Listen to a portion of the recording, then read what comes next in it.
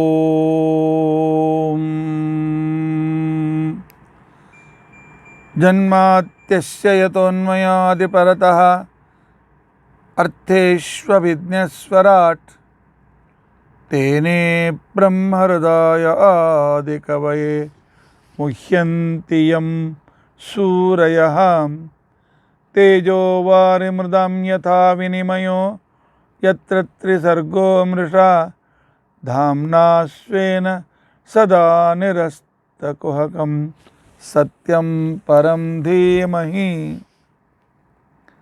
सृष्टिस्थित्यप्यहेया नियतिदृशितमो बन्धमोक्षाश्च यस्मात् अस्य श्री ब्रह्मरुद्र प्रभृतिसुरनरद्वीषशत्रुत्मकस्य विष्णोर्व्यस्ताः समस्ताः सकलगुणनिधिः सर्वदोषव्यपेतः पूर्णानन्दाप्ययो यो गुरुरपि परमश्चिन्तयेतं महान्तं धर्मप्रोज्झितकैतवोऽत्र परमः निर्मत्सराणां सतां वेद्यं वास्तवमत्र वस्तु शिवदं तापत्रयोन्मूलनं श्रीमद्भागवते महामुनिकृते किं वा परैरीश्वरः सद्यो हृद्यवरुध्यतेऽत्र कृतिभिः शुश्रूषुभिस्तक्षणात् निगमकल्पतरोर्गलितं फलं शुकमुखादमृतद्रवसंयुतं पिबत भागवतं रसम् आलयं मुहुरहो रसिकाः भुवि भावुकाः अभ्रमं भङ्गरहितम् अजडं विमलं सदा आनन्दतीर्थमतुलं भजे तापत्रयापहं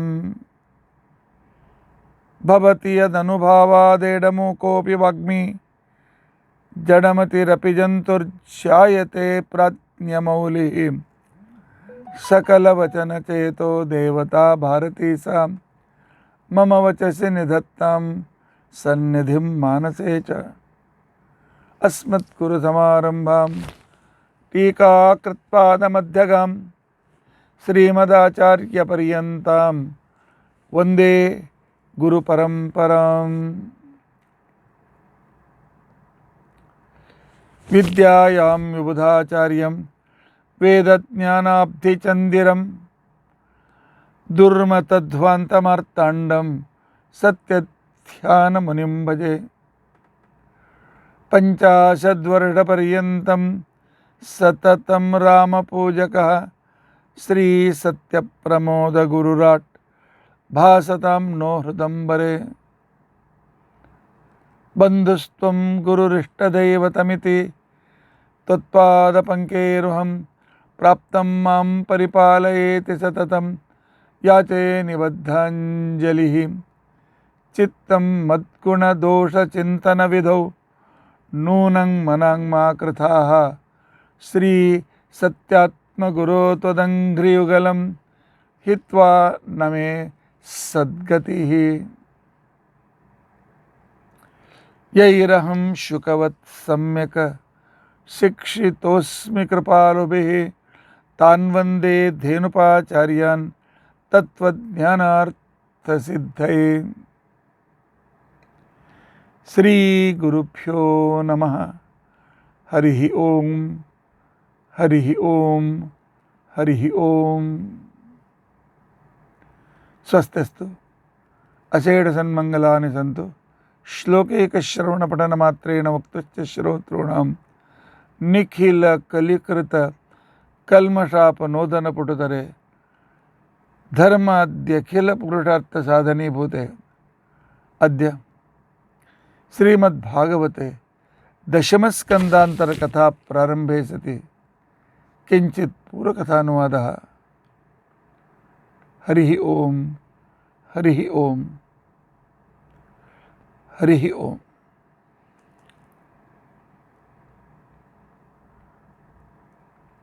हरे राम ರಾಮ ರಾಮ ಹರೇ ಹರೇ, ಹರೇ ಕೃಷ್ಣ ಕೃಷ್ಣ ಕೃಷ್ಣ ಹರೇ ಹರೇ, ಹರೇ ರಾಮ ರಾಮ ರಾಮ ಹರೇ ಹರೇ, ಹರೇ ಕೃಷ್ಣ ಕೃಷ್ಣ ಕೃಷ್ಣ ಹರೇ ಹರೇ, ಹರೇ ರಾಮ ರಾಮ ರಾಮ ಹರೇ ಹರೇ, ಹರೇ ಕೃಷ್ಣ ಕೃಷ್ಣ ಕೃಷ್ಣ ಹರೇ ಹರೇ, ಹರೇ ರಾಮ ರಾಮ ರಾಮ ಹರೇ ಹರೇ, ಹರೇ ಕೃಷ್ಣ ಕೃಷ್ಣ ಕೃಷ್ಣ ಹರೇ ಹರೇ. ಶ್ರುತಿಗೀತೆಯ 19ನೇ ಶ್ಲೋಕ. ಈ ಶ್ಲೋಕದಲ್ಲಿ ಜಗತ್ತಿನಲ್ಲಿ ಎಷ್ಟು ಹೆಸರುಗಳಿವೆ, ಅರ್ಥಪೂರ್ಣವಾದ ಹೆಸರುಗಳಿವೆ, ಇನ್ನು ಧ್ವನ್ಯಾತ್ಮಕ ವರ್ಣಾತ್ಮಕನೂ ಸರಿಯೇ ಸರಿ, ಅವೆಲ್ಲೂ ಭಗವಂತನ ನಾಮಗಳೇ. ಇಂದ್ರ, ಚಂದ್ರ, ಸೂರ್ಯ, ಋಷಿಗಳು, ಮುನಿಗಳು, ವರುಣ, ಅಗ್ನಿ ಇತ್ಯಾದಿಗಳೆಲ್ಲವೂ ಕೂಡ ಭಗವಂತನ ನಾಮಗಳು. ಯಾಕೆ ಭಾಗವತ ಈ ಪ್ರಮೇಯವನ್ನು ನಮಗೆ ತಿಳಿಸಿ ಹೇಳ್ತದೆ ಅಂತ ತಿಳ್ಕೊಂಡಂತಂದರೆ, ವೇದಗಳಲ್ಲಿ ಕೆಲವು ಅಗ್ನಿ ಸೂಕ್ತಗಳು, ಕೆಲವು ವರುಣ ಸೂಕ್ತಗಳು, ಆನಂತರ ಕೆಲವು ಅಪ್ಸೂಕ್ತಗಳು, ಕೆಲವು ವಿಷ್ಣು ಸೂಕ್ತಗಳು, ಕೆಲವು ಬ್ರಹ್ಮಣಸ್ಪತಿ ಸೂಕ್ತಗಳು, ಹೀಗೆ ಅನೇಕ ರೀತಿಯಾಗಿರ್ತಕ್ಕಂಥ ಸೂಕ್ತಗಳು ಅಲ್ಲಿ ಆ ದೇವತೆಗೆ ಅಗ್ನಿ ದೇವತಾ, ವರುಣೋ ದೇವತಾ ಅಂತ ಬರ್ತದೆ. ಹೀಗೆ ಇದೇ ಅಲ್ಲ. ಹೀಗಿರುವಾಗ ಈ ಭಾರತೀಯ ಹಿಂದೂ ಧರ್ಮ ಈಗ ನಾವು ಉಪಯೋಗಿಸ್ತಾ ಇದ್ದೇವೆ, ವೈದಿಕ ಧರ್ಮದಲ್ಲಿ ಈ ದೇವತೆಗಳ ಗದ್ದಲ ಬಹಳ ಇದೆ. ಎಷ್ಟು ಜನ ದೇವತೆಗಳು, ಯಾರನ್ನು ಪೂಜಿಸಬೇಕು, ಯಾರನ್ನು ಬಿಡಬೇಕು. ಉಳಿದ ಧರ್ಮದಲ್ಲಿ ನೋಡಿ ಒಬ್ಬನೇ ದೇವರು, ಅಲ್ಲಿ ಬಹಳ ಸುಲಭವಾಗಿ ಅವನನ್ನು ಉಪಾಸನೆ ಮಾಡಬಹುದು ಅಂತ ಈಗಿನ ಜನರು ನಮ್ಮ ಧರ್ಮವನ್ನು ಬೈದು ತಮ್ಮ ಧರ್ಮದ ಪ್ರಚಾರವನ್ನು ಮಾಡ್ತಾ ಇದ್ದಾರೆ. ಆದರೆ ಅವರಿಗೆ ಗೊತ್ತಿಲ್ಲ, ಇವೆಲ್ಲ ಹೆಸರುಗಳು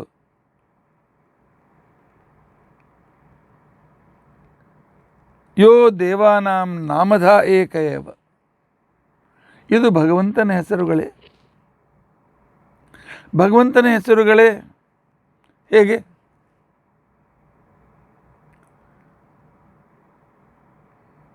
ಈಗ ಮನೆಯಲ್ಲಿ ನಾನಿದ್ದೇನೆ, ನನ್ನ ಮಕ್ಕಳು ನನಗೆ ಅಪ್ಪ ಅಂತ ಕರೀತಾರೆ. ಅಪ್ಪತನತ್ವ ನನ್ನಲ್ಲಿ ಇದೆ ಇಲ್ವೋ? ನನ್ನ ಹೆಸರು ಶ್ರೀನಿವಾಸಾಚಾರ್ಯ ಅಥವಾ ಪ್ರಹ್ಲಾದಾಚಾರ್ಯ ಅಂತ ಕರೀತಾರೆ, ಅದರ ಅಪ್ಪ ಅಂತ ಕರೀತಾರೆ. ಆ ನಂತರ ನನ್ನ ಅಣ್ಣ ತಮ್ಮಂದಿರು, ಅಕ್ಕ ತಂಗಿಯರು ಅಣ್ಣ ತಮ್ಮ ಅಂತ ಕರೀತಾರೆ. ನನ್ನ ಅಣ್ಣ ತಮ್ಮ ಹೌದೋ ಇಲ್ವೋ ಹೇಳಿ? ನನ್ನ ಹೆಂಡ್ತಿನ ನನ್ನ ಪತಿ ಅಂತ ಕರೀತಾಳೆ, ನನ್ನ ಪತಿ ಹೌದೋ ಇಲ್ವೋ? ನನ್ನ ವಿದ್ಯಾರ್ಥಿಗಳು ನನಗೆ ಗುರೂಜಿ ಅಂತ ಕರೀತಾರೆ, ಕಾಲೇಜಿನಲ್ಲಿರ್ತಕ್ಕಂಥ ಸರ್ ಅಂತ ಕರೀತಾ ಇದ್ರು, ಅಧ್ಯಾಪಕರು, ಶಿಕ್ಷಕರು ಅಂತ ಕರೀತಾ ಇದ್ರು. ನಮ್ಮ ಮಿತ್ರರು ನನ್ನ ಅಡ್ಡ ಹೆಸರಿನಿಂದ ಕರೀತಾ ಇದ್ರು. ಎಷ್ಟು ಹೆಸರು, ಒಬ್ಬನ ಹೆಸರೇ ಇವೆಲ್ಲ. ಅವರವರು ಯಾವ ಸಂಬಂಧದಿಂದ ನನ್ನನ್ನು ನೋಡಿದರು, ಯಾರು ನನ್ನನ್ನು ಯಾವ ದೃಷ್ಟಿಯಿಂದ, ಕೆಲವರು ಆಚಾರ್ಯರೇ ಅಂತ ಕರೀತಾರೆ, ಕೆಲವರು ಗುರುಗಳೇ ಅಂತ ಕರೀತಾರೆ. ಈ ರೀತಿಯಾಗಿ ಒಬ್ಬನಿಗೆ ಅನೇಕ ಹೆಸರು ಬರಲು ಕಾರಣ ಅವನಲ್ಲಿ ಇರತಕ್ಕಂಥ ಭಿನ್ನ ಭಿನ್ನ ಸಂಬಂಧದ ರೀತಿಯಿಂದ ಬಂದಿರತಕ್ಕಂಥ ಹೆಸರುಗಳು.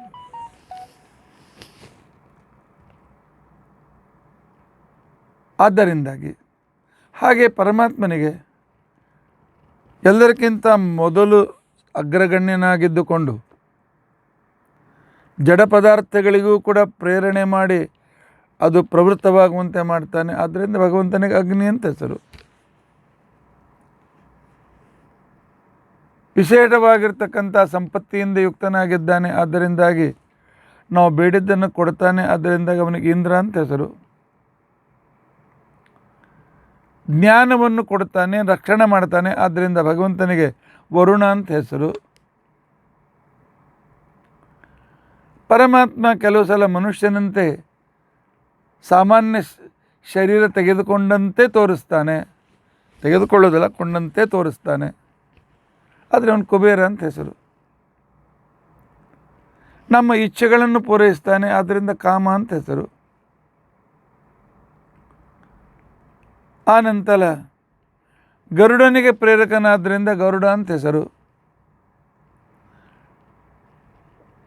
ಇವನನ್ನು ಸರ್ವೋತ್ತಮನ ಬಿಟ್ಟು ಉಳಿದವರೆಲ್ಲ ಉಳಿದ ಶೇಷ ಎಲ್ಲೂ ಕೂಡ ಸ್ವತಂತ್ರರು. ಆದ್ದರಿಂದ ಇವನಿಗೆ ಶೇಷ ಅಂತ ಕರೀತಾರೆ. ಹೀಗೆ ವೇದಗಳಲ್ಲಿ ಅನೇಕ ಹೆಸರು ಬಂದಿದೆ ಅಂತ ತಿಳ್ಕೊಂಡಂಥೇಳಿ ಇದರ ವೈಶಿಷ್ಟ್ಯ ಗೊತ್ತಾಗದೆ ವಿದೇಶಿಯರು ಬಂದು ಏನು ವೇದಗಳ ಮೇಲೆ ವ್ಯಾಖ್ಯಾನ ಬರೆದರು. ಅವರು ಎಷ್ಟು ದೇವತೆಗಳು, ಎಷ್ಟು ಗಡಬಡ ಇಲ್ಲಿದೆ, ಯಾರನ್ನು ನಂಬಬೇಕು, ಯಾರನ್ನು ಬಿಡಬೇಕು, ಅವರನ್ನೇ ಅನುಸರಿಸಿದ ನಮ್ಮಲ್ಲಿ ಕೆಲವು ಕವಿಗಳಾಗಿ ಹೋದರು. ಹಲವು ದೇವತೆಗಳು, ಹಲವು ಕಾರ್ಯಗಳು. ಅದಕ್ಕೋಸ್ಕರ ಕಸ್ಮೈ ದೇವಾಯ ಹವಿಷಾವಿಧೇಮ, ಯಾರನ್ನು ಪೂಜಿಸಬೇಕು ಅನ್ನುವ ಗೊಂದಲ ನಮ್ಮ ಈ ವೇದಗಳಲ್ಲಿ ಅಂತನ್ನೋದನ್ನು ಬರೆದು ಬರಿತಾ ಹೋದರು.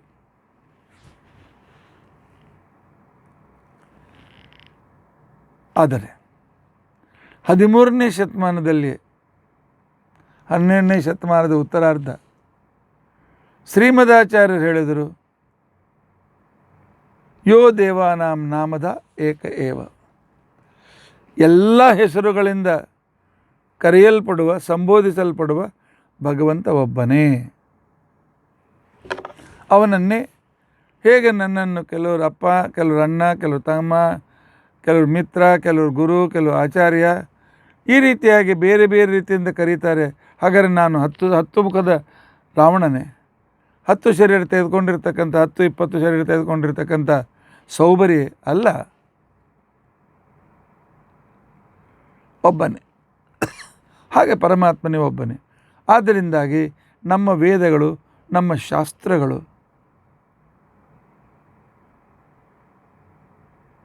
ಏಕದೇವವಾದವನ್ನು ಯಾವಾಗಲೂ ಪುರಸ್ಕಾರ ಮಾಡ್ತವೆ. ಏಕದೇವವಾದ, ಸರ್ವೋತ್ತಮ ಏಕದೇವವಾದ. ಆನಂತರ ನಮ್ಮಲ್ಲಿ 33 ಕೋಟಿ ಜನ ದೇವತೆಗಳು. ಮೊದಲು ಗದ್ದಲ ಬಂತಲ್ಲ, ಗದ್ದಲ ಬಂತಂದ್ರೆ ಹೌದು, ಯಾವನು ನಮಗೆ ಸಹಾಯ ಮಾಡ್ತಾನೆ ಅವನು ದೇವತೆ. ಗಿಡ ಸಹಾಯ ಮಾಡ್ತದೆ, ಅದರಿಂದಾಗಿ ನಾವು ಗಿಡವನ್ನು ದೇವರನ್ನು ಪೂಜೆ ಮಾಡ್ತೇವೆ. ಏನು ತಪ್ಪು? ನಮಗೆ ಕೊಡುಗೈ ವ್ಯಕ್ತಿ ಅಂತ ದೇವರು ಅಂತ ತಿಳ್ಕೊಂಡು ದಾನಾತ್ ದೇವ.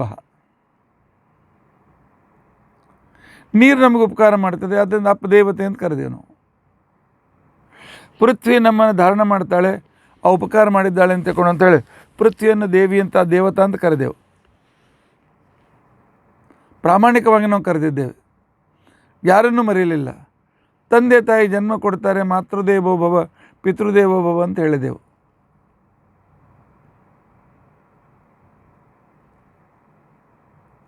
ಈ ವಿಚಾರವನ್ನೇ ಈ ಶ್ಲೋಕ ಹೇಳ್ತದೆ. ಎಷ್ಟು ಅದ್ಭುತವಾಗಿರ್ತಕ್ಕಂಥ ರೀತಿಯಲ್ಲಿ ಪ್ರಮೇಯವನ್ನು ನಮ್ಮ ಎದುರಿಗೆ ಮಂಡಿಸ್ತಾ ಇದ್ದಾರೆ. ತ್ವಯಿತ ಇಮೆ ತತೋ ವಿಬುಧನಾಮ ಗುಣ ಪರಮೇ ಅಮೃತ ಇವಾರ್ಣವೇ ಮಧು ಲಿಲ್ಯುರಶೇಷ ರಸಾಹ. ದೃಷ್ಟು ತವ ಮಾಯಯ ಸ್ವಗತಯ ಕುಶಲಂ ತ್ವಯಿ ಸುಧಿಯೋಂಗಭೇದಂ ಅನುಧಾತು ಮನುಪ್ರಭವಃ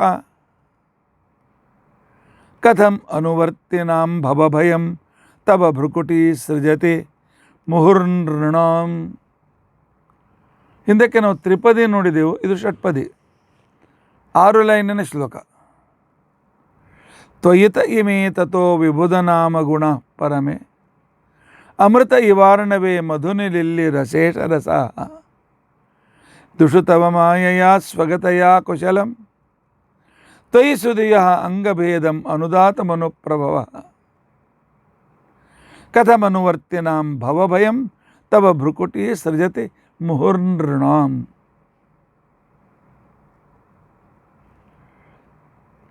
ಭಿನ್ನತೆಯಲ್ಲಿ ಒಂದು ಏಕತೆ, ಒಂದು ವಿಶಿಷ್ಟತೆ. ಹೇ ತತ, ಜಗತ್ತಿನಲ್ಲಿ ವ್ಯಾಪ್ತನಾಗಿರ್ತಕ್ಕಂಥ ತಂದೆಯೇ. ಸಂಸ್ಕೃತದಲ್ಲಿ ತತ ತಾತ, ತತದಿಂದ ತಾತ ಅಂತನ್ನೋ ಶಬ್ದ ಬಂದಿದೆ.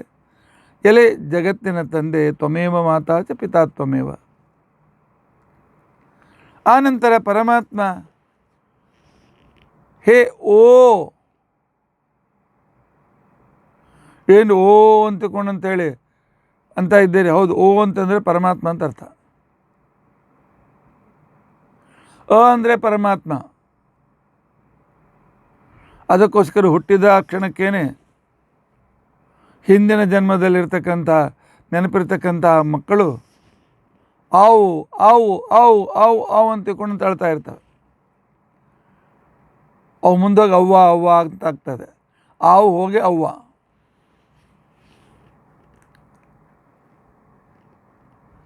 ಆನಂತರ ಕಲಿಸ್ಕೊಡ್ತೇವೆ ಅಮ್ಮ ಅಮ್ಮ ಅಂತೇಳಿ ಅಮ್ಮ ಅಮ್ಮ ಅಂತಂತಂತೇವೆ.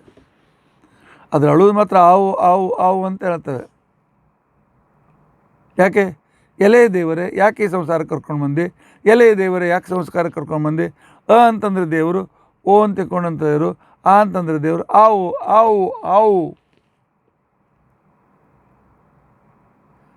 ಈ ಶ್ಲೋಕ ಮಾತನ್ನು ಹೇಳ್ತಾ ಇದೆ. ಏನು ಆವು ಅಂತ ತಿಳ್ಕೊಂಡಂತಂದ್ರೆ ಏನು ಅರ್ಥ ಇದು? ಅದಕ್ಕೋಸ್ಕರ ಹೇಳ್ತಾರೆ ಏ ತತ, ಎಲೆ ಸರ್ವತ್ರ ವ್ಯಾಪ್ತನಾಗಿರ್ತಕ್ಕಂಥ ಜಗತ್ತಿನ ತಂದೆಯಾದ ಶ್ರೀಹರಿಯೇ. ಹೇ ಓ, ಆನಂದ ಸ್ವರೂಪನಾದ್ದರಿಂದ ಓ.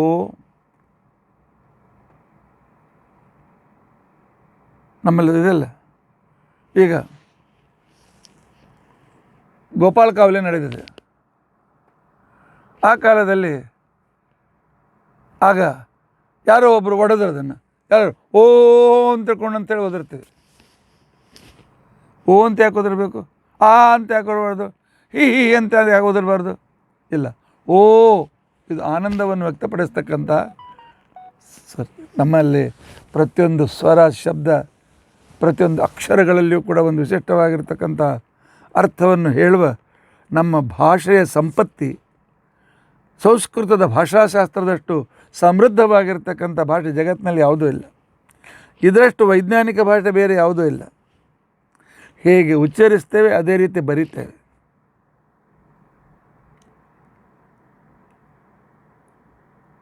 ವಾಕಿಂಗ್ ಶಬ್ದದಲ್ಲಿ ಎಲ್ಲಿ ಹಾಕ್ತೇವೆ, ಆದರೆ ಎಲ್ಲಿ ಉಚ್ಚಾರಣೆ ಇಲ್ಲ ಅಲ್ಲಿ. ನಾವೆಲ್ಲಿ ವಾಕಿಂಗ್ ಅಂತ ಬರೆಯುವಾಗ ವಾಕಿಂಗ್ ಅಂತ ಬರಿತೇವೆ, ವಾಲ್ಕಿಂಗ್ ಅಂತ ಬರೆಯೋದಿಲ್ಲ ನಾವು. ಹೇಗೆ ಉಚ್ಚರಿಸ್ತೇವೋ ಅದೇ ರೀತಿಯಾಗಿ ಇರ್ತಕ್ಕಂಥ ರೀತಿಯಲ್ಲಿ ಲೇಖನ ಇರ್ತಕ್ಕಂಥದ್ದು. ಪರಮಾತ್ಮನಿಗೆ ಅಕಾರ ಅಂತಿಕೊಂಡಂತೇಳಿ ಕರೀತಾರೆ. ಪರಮಾತ್ಮನಿಗೆ ಅ ಅಂತಿಕೊಂಡಂತ ಯಾಕೆ ಕರೀತಾರೆ? ಆನಂದ ರೂಪಿಯಾಗಿದ್ದರಿಂದ ಅ, ಸರ್ವೋತ್ಕೃಷ್ಟನಾದದ್ರಿಂದ ಉ, ಅ ಉ ಸೇರಿ ಓ. ಆನಂದ ಸ್ವರೂಪ, ಸರ್ವೋತ್ತಮ ಓ. ಪರಮಾತ್ಮ ದೇವತೆಗಳ ಎಷ್ಟು ಹೆಸರುಗಳಿವೆ ಅವೆಲ್ಲ ನಿನ್ನ ಹೆಸರುಗಳೇ. ಅದಕ್ಕೆ ಬಹಳ ಅದ್ಭುತವಾಗಿರ್ತಕ್ಕಂಥ ಉದಾಹರಣೆಯನ್ನು ಕೊಡ್ತಾರೆ. ಜೇನುತುಪ್ಪ ಇದೆ, ಜೇನಿನ ರಸ, ಜೇನುತುಪ್ಪ ಇದೆ. ಇದು ಯಾವ ಹೂವಿನ ಮಕರಂದ? ಆ ಜೇನುತುಪ್ಪನ ಅದು ಮಾಡಿ ಈ ಕಣ ಸೂಜಿಯಿಂದ ಈ ಕಣ ಇದು ಯಾವ ಇದರಿಂದ ಹೂವಿನ ಮಕರಂದ, ಇದು ಯಾವ ಹೂವಿನ ಮಕರಂದ, ಇದು ಯಾವ ಹೂವಿನ ಮಕರಂದ, ಇದು ಯಾವ ಹೂವಿನ ಮಕರಂದ, ಇದು ಯಾವ ಮಕರಂದ ಹೇಳೋಕ್ಕಾಗ್ತದೆ. ಎಲ್ಲ ಹೂವಿನ ಮಕರಂದದ ಸಂಗ್ರಹ ಜೇನುತುಪ್ಪವು. ಅದೇ ರೀತಿಯಾಗಿ ಅಮೃತ ಮಥನ ಮಾಡುವ ಕಾಲದಲ್ಲಿ ಆ ಕ್ಷೀರ ಸಮುದ್ರದಲ್ಲಿ ಹರಿವಂಶದ ಪ್ರಕಾರ ಲವಣ ಸಮುದ್ರ ಕಡೆದಂತೆ ಹಾಲಾಯ್ತಂತೆ, ಹಾಲಿನ ಸಮುದ್ರ ದಲ್ಲಿ ಎಲ್ಲ ದೇವತೆಗಳು ಅನೇಕ ಥರದ ಔಷಧಿಗಳನ್ನು ಹಾಕಿದರು. ಎಷ್ಟೆಷ್ಟು ಔಷಧಿ ಗಿಡಮೂಲಿಕೆಗಳು ಅಂತಿದ್ದವು. ಸೋಮಲತೆಯಿಂದ ಪ್ರಾರಂಭ ಮಾಡಿಕೊಂಡು ಅಮೃತ ಬಳ್ಳಿ ಇತ್ಯಾದಿ ಅನೇಕ ಔಷಧಿಗಳನ್ನೆಲ್ಲ ಹಾಕಿ ಆನಂತರ ಅದನ್ನು ಕಡಿಲಿಕ್ಕೆ ಪ್ರಾರಂಭ ಮಾಡಿದರು. ಎಲ್ಲ ಔಷಧಿಗಳ ಮಿಶ್ರಣ ಹೇಗೆ ಅಮೃತ ಅಂತ ಅನಿಸ್ಕೊಳ್ತು.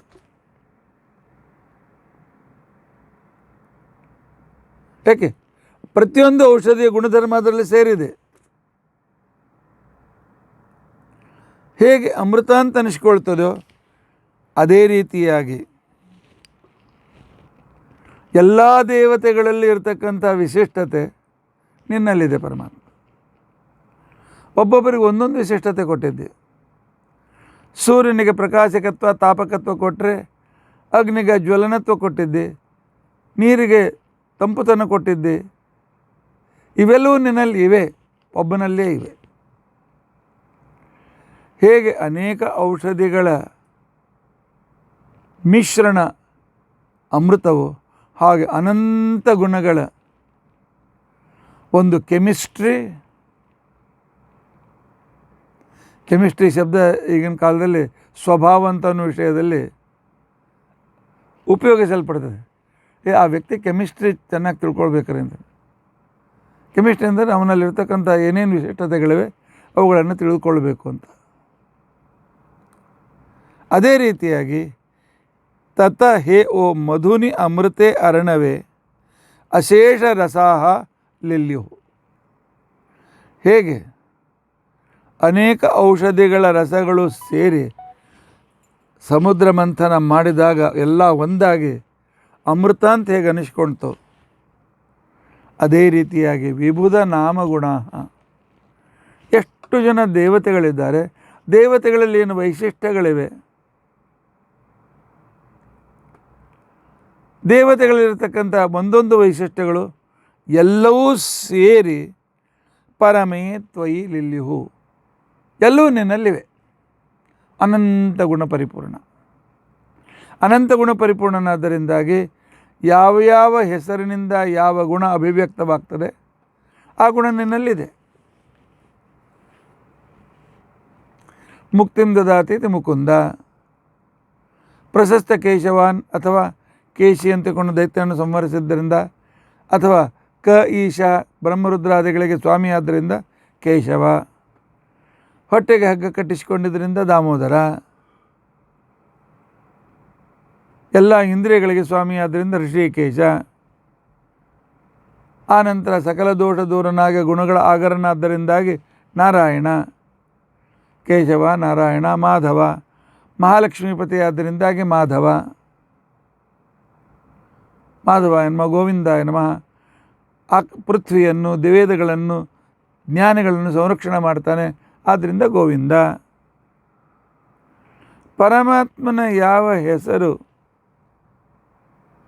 ಏಟೆ ದುಃಖ ನಿಯಾಮಕನಾದ್ದರಿಂದಾಗಿ ದುಃಖಿ. ಪರಮಾತ್ಮನಿಗೆ ದುಃಖಿ ಅಂತೂ ಕೂಡ ಹೆಸರಿದೆ, ಬ್ರಹ್ಮಸೂತ್ರ ಹೇಳಿಕೊಡ್ತಾರೆ. ಯಾಕೆ? ದುಃಖವನ್ನು ನಿಯಮನ ಮಾಡ್ತಾನೆ, ಆದ್ದರಿಂದ ದುಃಖಿ. ದುಃಖ ಸಂಬಂಧಿ ದುಃಖಿ, ಭಾವವಾಚಕ ರೂಪ. ಹಾಗೆ ತ್ವಯಿ ನಿಲ್ಯುಹು, ಎಲ್ಲ ದೇವತೆಗಳಲ್ಲಿದ್ದ ಹೆಸರು ನಿನ್ನ ಹೆಸರುಗಳೇ. ನಿನ್ನಲ್ಲಿ ಬಂದು ಸೇರಿಕೊಳ್ತವೆ. ಅಲ್ಲಿದ್ದ ಎಲ್ಲ ಗುಣಗಳು ನಿನ್ನಲ್ಲಿವೆ.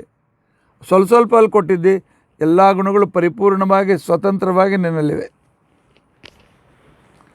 ಈ ವಿಚಾರವನ್ನು ಯಾರು ಪರಂಪರೆಯಿಂದ ಗುರುಗಳಿಂದ ಪಾಠ ಕೇಳಿದ್ದಾರೆ, ನೃಷು ಸುಧಿಯ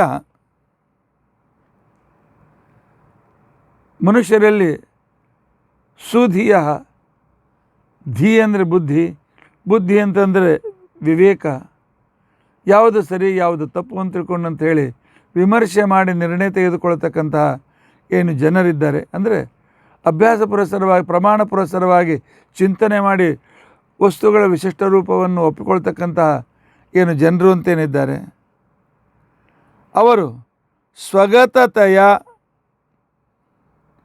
ತವ ಮಾಯೆಯ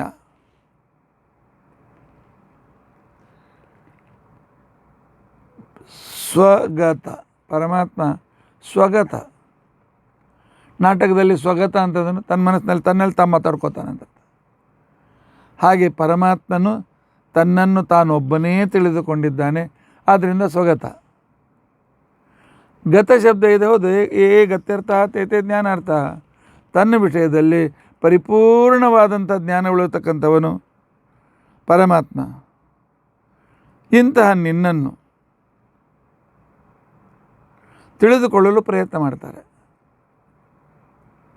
ಆಗ ಪರಮಾತ್ಮ ನೀನು ಸೃಷ್ಟಿ ಆರಂಭದಲ್ಲಿ ವೇದಗಳನ್ನು ಪುನರುಚ್ಚರಿಸಿ ಆ ತತ್ವಜ್ಞಾನವನ್ನು ಜಗತ್ತಿಗೆ ಕೊಟ್ಟಿರ್ತಕ್ಕಂಥ ಶ್ರೀಹರಿ ತನ್ನನ್ನು ತಿಳಿದುಕೊಳ್ಳಲು ಬಯಸುವ ಈ ಜನರಿಗೆ ಮಾಯೆಯ ನಿನ್ನ ಇಚ್ಛೆಯಿಂದ ನೀನು ಅಂಥವರಿಗೆ ತಿಳಿಸಿಕೊಡಬೇಕು ಅಂತನ್ನೋದು ನಿನ್ನ ಇಚ್ಛೆ ಯಾವಾಗಲೂ ಇರ್ತದೆ. ಆದ್ದರಿಂದ ಅವರಿಗೆ ಸರಿಯಾದ ಜ್ಞಾನ ಕೊಡ್ತಿ. ಆ ರೀತಿಯಾಗಿ ಸರಿಯಾದ ಜ್ಞಾನ ತಿಳಿದುಕೊಂಡಿರ್ತಕ್ಕಂಥವರು ತ್ವಯಿ ಭೇದಂ ಕುಶಲಂ ಅನುಸಂಧಾತುಂ ಪ್ರಭವ. ಅವರು ನೀನು ಜಗತ್ತಿನಿಂದ ಭಿನ್ನ, ಪರಮಾತ್ಮ ನೀನು ಜೀವರಿಂದ ಭಿನ್ನ ಅಂತಕ್ಕಂತಹ ಸಕಲ ಜಗತ್ತಿನಿಂದ ಭಿನ್ನವಾಗಿರ್ತಕ್ಕಂತಹ ಆದರೆ ಸ್ವಗತ ಭೇದ ವಿವರ್ಜಿತವಾದ ಅನಂತ ನಾಮಗಳು ಗುಣಗಳಿಂದ ಏಕತ್ರದಲ್ಲಿ ಯುಕ್ತನಾದಂಥ ನಿನ್ನನ್ನು ಜಗತ್ತಿನಿಂದ ಬೇರೆಯಾಗಿ ತಿಳಿದುಕೊಳ್ತಾರೆ. ಯಾಕೆ ಜಗತ್ತಿನಿಂದ ಬೇರೆಯಾಗಿ ತಿಳ್ಕೊಳ್ತಾರೆ? ಅವರು ವಿವೇಕವುಳ್ಳವರಿದ್ದಾರೆ, ಪ್ರಮಾಣದಿಂದ ನೋಡ್ತಾರೆ. ಅವರು ತಿಳಿದುಕೊಳ್ತಾರೆ, ನಾನೆಲ್ಲಿಯ ಸ್ವತಂತ್ರ, ನನ್ನ ಮುಖವನ್ನು ಕನ್ನಡಿ ಇಲ್ಲದೆ ನಾನು ನೋಡ್ಕೊಳ್ಳಿಕ್ಕಾಗೋದಿಲ್ಲ, ನಾನು ಸ್ವತಂತ್ರನೇ. ಬೇಕಾದ ರುಚಿಯಾದ ಅಡುಗೆ ಮಾಡಿಸಿದ್ದೇನೆ, ಜಿಲೇಬಿ, ಆನಂತರ ರಸಗುಲ್ಲ, ಇನ್ನೊಂದು ಕಡೆಯಲ್ಲಿ ಗುಲಾಬ್ ಜಾಮ್, ಆನಂತರ ಬೂಂದಿ ಎಲ್ಲ ಮಾಡಿಸಿದ್ದೇನೆ.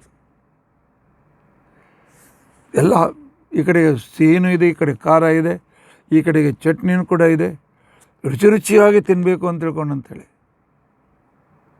ಒಂದು ತುತ್ತು ಬಾಯಲ್ಲಿ ಹಾಕ್ಕೊಳ್ತಾನೆ. ಎರಡನೇ ತುತ್ತು ಹಾಕ್ಕೊಳ್ಳೋದ್ರಲ್ಲಿ ನಾಲಿಗೆ ಹಲ್ಲಿನ ಮಧ್ಯದಲ್ಲಿ ಬಂದು ಕಟ್ಟಿಬಿಡ್ತಾರೆ, ರಕ್ತ ಬರಲಿಕ್ಕೆ ಚಾಲು ಆಗ್ತದೆ. ಎಲ್ಲ ತಟ್ಟೆ ಬಿಟ್ಟು ಹೋಗಿ ಬಾಯಿ ಮುಕ್ಕಳಿಸ್ಕೊಂಡು ಏನೋ ಒಂದು ಜೇನುತುಪ್ಪ ನಾಲಿಗೆ ಹಚ್ಕೊಂಡು ಹೋಗಿ ಮಲ್ಕೊಳ್ತಾನೆ. ಒಂದೇ ಸಲ ನಾಲಿಗೆ ಉರಿತಾ ಇದೆ, ಇನ್ನೇನು ತಿಂತೇನೆ, ಎಸೆದು ಬಿಡ್ರಲ್ಲ. ನಾನು ಬಡಿಸಿಕೊಂಡ ಅನ್ನ ನನಗೆ ತಿನ್ನಲಿಕ್ಕೆ ಸ್ವಾತಂತ್ರ್ಯ ಇಲ್ಲ, ನಾನು ಸ್ವತಂತ್ರ ದೇವರು ಹೇಗಾದೇನು ಅಂತನ್ನುವ ವಿವೇಕ ಅವರಿಗಿರ್ತದೆ. ಪರಮಾತ್ಮ ಹಾಗಾದ್ರೆ ಈ ವಿವೇಕ ಎಲ್ಲರಿಗೂ ಏಕಿರೋದಿಲ್ಲ? ಭಗವಂತನ ಇಚ್ಛೆಗೆ ಬಂದಿಲ್ಲ. ಯಾಕೆ? ಅವರಿಗೆ ಆ ಯೋಗ್ಯತೆ ಇಲ್ಲ, ಅಥವಾ ಆ ರೀತಿಯಾಗಿರ್ತಕ್ಕಂಥ ಆಗ್ರಹ ದುರಾಗ್ರಹ ಇದೆ. ದುರಾಗ್ರಹ ಇದ್ದವರಿಗೆ ಪರಮಾತ್ಮ ಸರಿಯಾದ ಜ್ಞಾನ ಕೊಡೋದಿಲ್ಲ. ಹೆಂಡ ಆರೋಗ್ಯಕ್ಕೆ ಸರಿಯಲ್ಲಪ್ಪ, ಸರಿ ಕುಡಿಬೇಡ, ಅದರಲ್ಲೂ ಕೂಡ ಎಂಥ ಗುಣಧರ್ಮ ಇದೆ. ಅದನ್ನು ಕುಡಿದಾಕ್ಷಣಕ್ಕೇ ಎಲ್ಲ ನೆಗಡಿ, ಕೆಮ್ಮು, ಕಫ ಹೋಗಿಬಿಡ್ತದೆ ಅಂತಿಕೊಂಡಂಥೇಳಿ ದುರಾಗ್ರಹದಿಂದ ಇದೊಂದು ಶ್ರೇಷ್ಠ ಔಷಧಿ ಅಂತ ಹೇಳ್ತಕ್ಕಂಥ ವ್ಯಕ್ತಿಗಳಿಗೆ ಏನಂತ ಹೇಳಬೇಕು? ಅಂಥವ್ರಿಗೇನು ಹೇಳಿ, ಅಂಥವ್ರಿಗೆ ಪರಮಾತ್ಮ ತಿಳುವಳಿಕೆ ಕೊಡೋದಿಲ್ಲ. ಪರಮಾತ್ಮ ಸರಿಯಾದ ಜ್ಞಾನ ಕೊಡು ಅಂತೇಳಿ ದಿನಾಲು ಪ್ರಾರ್ಥನೆ ಮಾಡ್ತಾ ಇದ್ದರೆ ಮಾಡಬೇಕಾ? ಹೌದು. ಆಚಾರ್ಯ ನೀವು ಮಾಡ್ತೀರಾ? ನಾ ಯಾಕೆ? ಸಾವಿರಾರು ಜನ, ಲಕ್ಷಾವಧಿ ಜನ ಮಾಡ್ತೇವೆ. ಯಾರ್ಯಾರು ಸಂಧ್ಯಾವಂದನ ಮಾಡ್ತೇವೆ ಎಲ್ಲರೂ ಧಿಯೋ ಯೋನ ಪ್ರಚೋದಯಾತ್. ಪರಮಾತ್ಮ ನಮ್ಮ ವಿವೇಕ ಶಕ್ತಿಯನ್ನು ಸರಿಯಾದ ಜ್ಞಾನದ ಕಡೆಗೆ ತಿರುಗಿಸು, ಪ್ರೇರಿಸು. ಅಂಥವರಿಗೆ ಮಾತ್ರ ಪರಮಾತ್ಮ ಶಾಸ್ತ್ರದ ಸರಿಯಾದ ಜ್ಞಾನವನ್ನು ಕೊಡ್ತಾನೆ. ಹೌದು, ಒಂದೇ ಕ್ಲಾಸ್ನಲ್ಲಿ ಎಲ್ಲರ ತಿಳುವಳಿಕೆ ಒಂದೇ ರೀತಿ ಇರೋದಿಲ್ಲ. ಅವರವ್ರ ಯೋಗ್ಯತೆ, ಅವರ ಕರ್ಮಾನುಸಾರ ಪರಮಾತ್ಮ ಅವರಿಗೆ ಆ ರೀತಿಯಾಗಿರ್ತಂಥ ತಿಳುವಳಿಕೆಯನ್ನು ಕೊಡ್ತಾನೆ. ಪರಮಾತ್ಮ ನಿನ್ನ ಇಚ್ಛೆಯಿಂದ ಜಗತ್ತಿನಲ್ಲಿ ಭೇದ ರೂಪವಾಗಿರ್ತಕ್ಕಂಥ ಕುಶಲಂ, ಬಹಳ ಲಕ್ಷ್ಯ ಕೊಡಿ. ಭಾಗವತ ಎಂಥ ಅದ್ಭುತವಾಗಿರ್ತಕ್ಕಂಥ ಮಾರ್ಗದರ್ಶನ ನಮಗೆ ಮಾಡ್ತಾ ಇದೆ ಅಂತ ತಿಳ್ಕೊಂಡಂತಂದರೆ, ಈಗ ಏನು ಭೇದ ಭಾವ ಸರಿಯಲ್ಲ ಅಂತ ತಿಳ್ಕೊಂಡು, ಭೇದ ಭಾವ ಮಾಡ್ರಪ್ಪ, ಮಾತನಾಡಬೇಡಿ, ಎಲ್ಲರೂ ಒಂದೇ, ಎಲ್ಲರೂ ಒಂದೇ. ಇದು ಭ್ರಾಮಕವಾಗಿರ್ತಕ್ಕಂಥ ಶಬ್ದ. ಎಲ್ಲರೂ ಒಂದೇ ಅಲ್ಲ. ಭೇದ ಭಾವ ಮಾಡಬೇಡಿ ಅಂತ ತಿಳ್ಕೊಂಡಂತಂದಾಕ್ಷಣಕ್ಕೇನೆ. ಹಾಗಾದರೆ ಪಾಪ ಮಡಿಯಲ್ಲಿ ದೇವ್ರ ಪೂಜೆ ಮಾಡಿ ಊಟ ಮಾಡಿ ಪವಿತ್ರ ಮಡಿಯಲ್ಲಿ ಊಟ ಕೂತ್ಕೊಳ್ಬೇಕು ಅಂತಕ್ಕಂಥವರಿಗೂ ಒಂದೇ ಲೈನ್, ಪ್ಯಾಂಟ್ ಹಾಕ್ಕೊಂಡು ಹೊರಗಿನ ಬೂಟ್ ಹಾಕ್ಕೊಂಡು ಬಂದಿರತಕ್ಕಂಥವ್ರಿಗೆ ಅದೇ ಲೈನು, ಸ್ನಾನ ಮಾಡದೆ ಬಂದಿರತಕ್ಕಂಥವ್ರಿಗೆ ಅದೇ ಲೈನ್ನಲ್ಲಿ, ಹೊರಗಿನ ಧೂಳಿನಿಂದ ಬಂದಿದ್ದಾರೆ ಕೈಕಾಲು ತೊಳ್ಕೊಂಡಿಲ್ಲ ಅವ್ರಿಗೂ ಅದೇ ಲೈನ್ನಲ್ಲಿ. ಇದು ಎಲ್ಲಿಯ ನ್ಯಾಯ? ಸರಿಯಾಗಿ ಬರೆದಂತನೂಗೂ 90 ಮಾರ್ಕ್ಸು, ಬರೀ ಹೆಸರು ಬರೆದು ಖಾಲಿ ಪೇಪರ್ ಕೊಟ್ಟವನಿಗೂ 90 ಮಾರ್ಕ್ಸು. ಭೇದ ಭಾವ ಬೇಡಲ್ಲ. ಭೇದ ಭಾವ ಇಲ್ಲದಿರುವಿಕೆ ಇದು ಇಂಪ್ರ್ಯಾಕ್ಟಿಕಲ್. ಇದು ಪ್ರಾಕ್ಟಿಕಲ್ ಅಲ್ಲ. ಭಿನ್ನತೆಯನ್ನು ತಿಳಿದುಕೊಳ್ಳುವುದು ಕುಶಲ, ತೀಕ್ಷ್ಣ ಬುದ್ಧಿಯುಳ್ಳ ವ್ಯಕ್ತಿಯ ಮಂಗಲಕರವಾದ ಧರ್ಮ ಅಂತನ್ನು ಆಚಾರ್ಯರು ಅರ್ಥ ಮಾಡಿದ್ದಾರೆ. ವಸ್ತುಗಳಲ್ಲಿರ್ತಕ್ಕಂಥ ಭಿನ್ನತೆಯನ್ನು ತಿಳಿದುಕೊಳ್ಳುವ ವ್ಯಕ್ತಿ, ಅವನಲ್ಲಿರ್ತಕ್ಕಂಥ ಬುದ್ಧಿ ತಿಳುವಳಿಕೆ ಇದು ಮಂಗಲಕರವಾಗಿದೆ. ಕುಶಲಂ ಶುಭ ಧರ್ಮ ಅಂತ ತಿಳ್ಕೊಂಡಂತ ಹೇಳಿದ್ದಾರೆ. ತತ್ರ ಕುಶಲಂ ಭೇದ ಏವ. ಆಚಾರ್ಯರು ಭಾಗವತ ತಾತ್ಪರ್ಯ ಬಿಡ್ತಾರೆ. ಅವನಲ್ಲಿರ್ತಕ್ಕಂಥ ಆ ತೀಕ್ಷ್ಣವಾದ ಮಂಗಲಕರವಾದ ಬುದ್ಧಿಯೇನು? ವಸ್ತುವಿನಲ್ಲಿರ್ತಕ್ಕಂಥ ಭಿನ್ನತೆ. ಇದು ಎಷ್ಟು ಪ್ರಾಕ್ಟಿಕಲ್ ಇದೆ ಭಾಗವತ, ನೆನಪಿಟ್ಟಿದೆ. ಕೆಮಿಸ್ಟ್ರಿ ಲ್ಯಾಬಿಗೆ ಹೋಗಿ, ಎಲ್ಲ ಒಂದೇ ಕೆಮಿಕಲಲ್ಲಿದೆಯಾ? ಅದರಲ್ಲಿ ಒಂದೇ ಕಾಂಪೌಂಡ್ ಇದೆಯಾ? ಹಾಗಾದರೆ ಓನು ಒಂದೇ,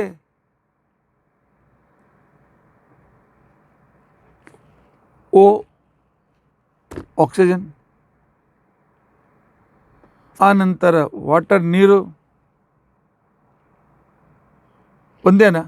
ಅಲ್ಲ.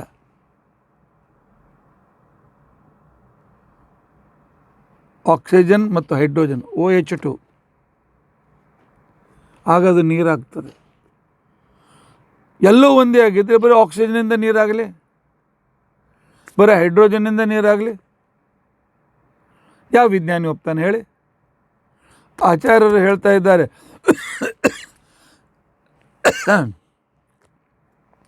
ಭಾವನಾತ್ಮಕವಾಗಿರ್ತಕ್ಕಂಥ ಇಂಟಿಗ್ರಿಟಿ ಇರಲಿ,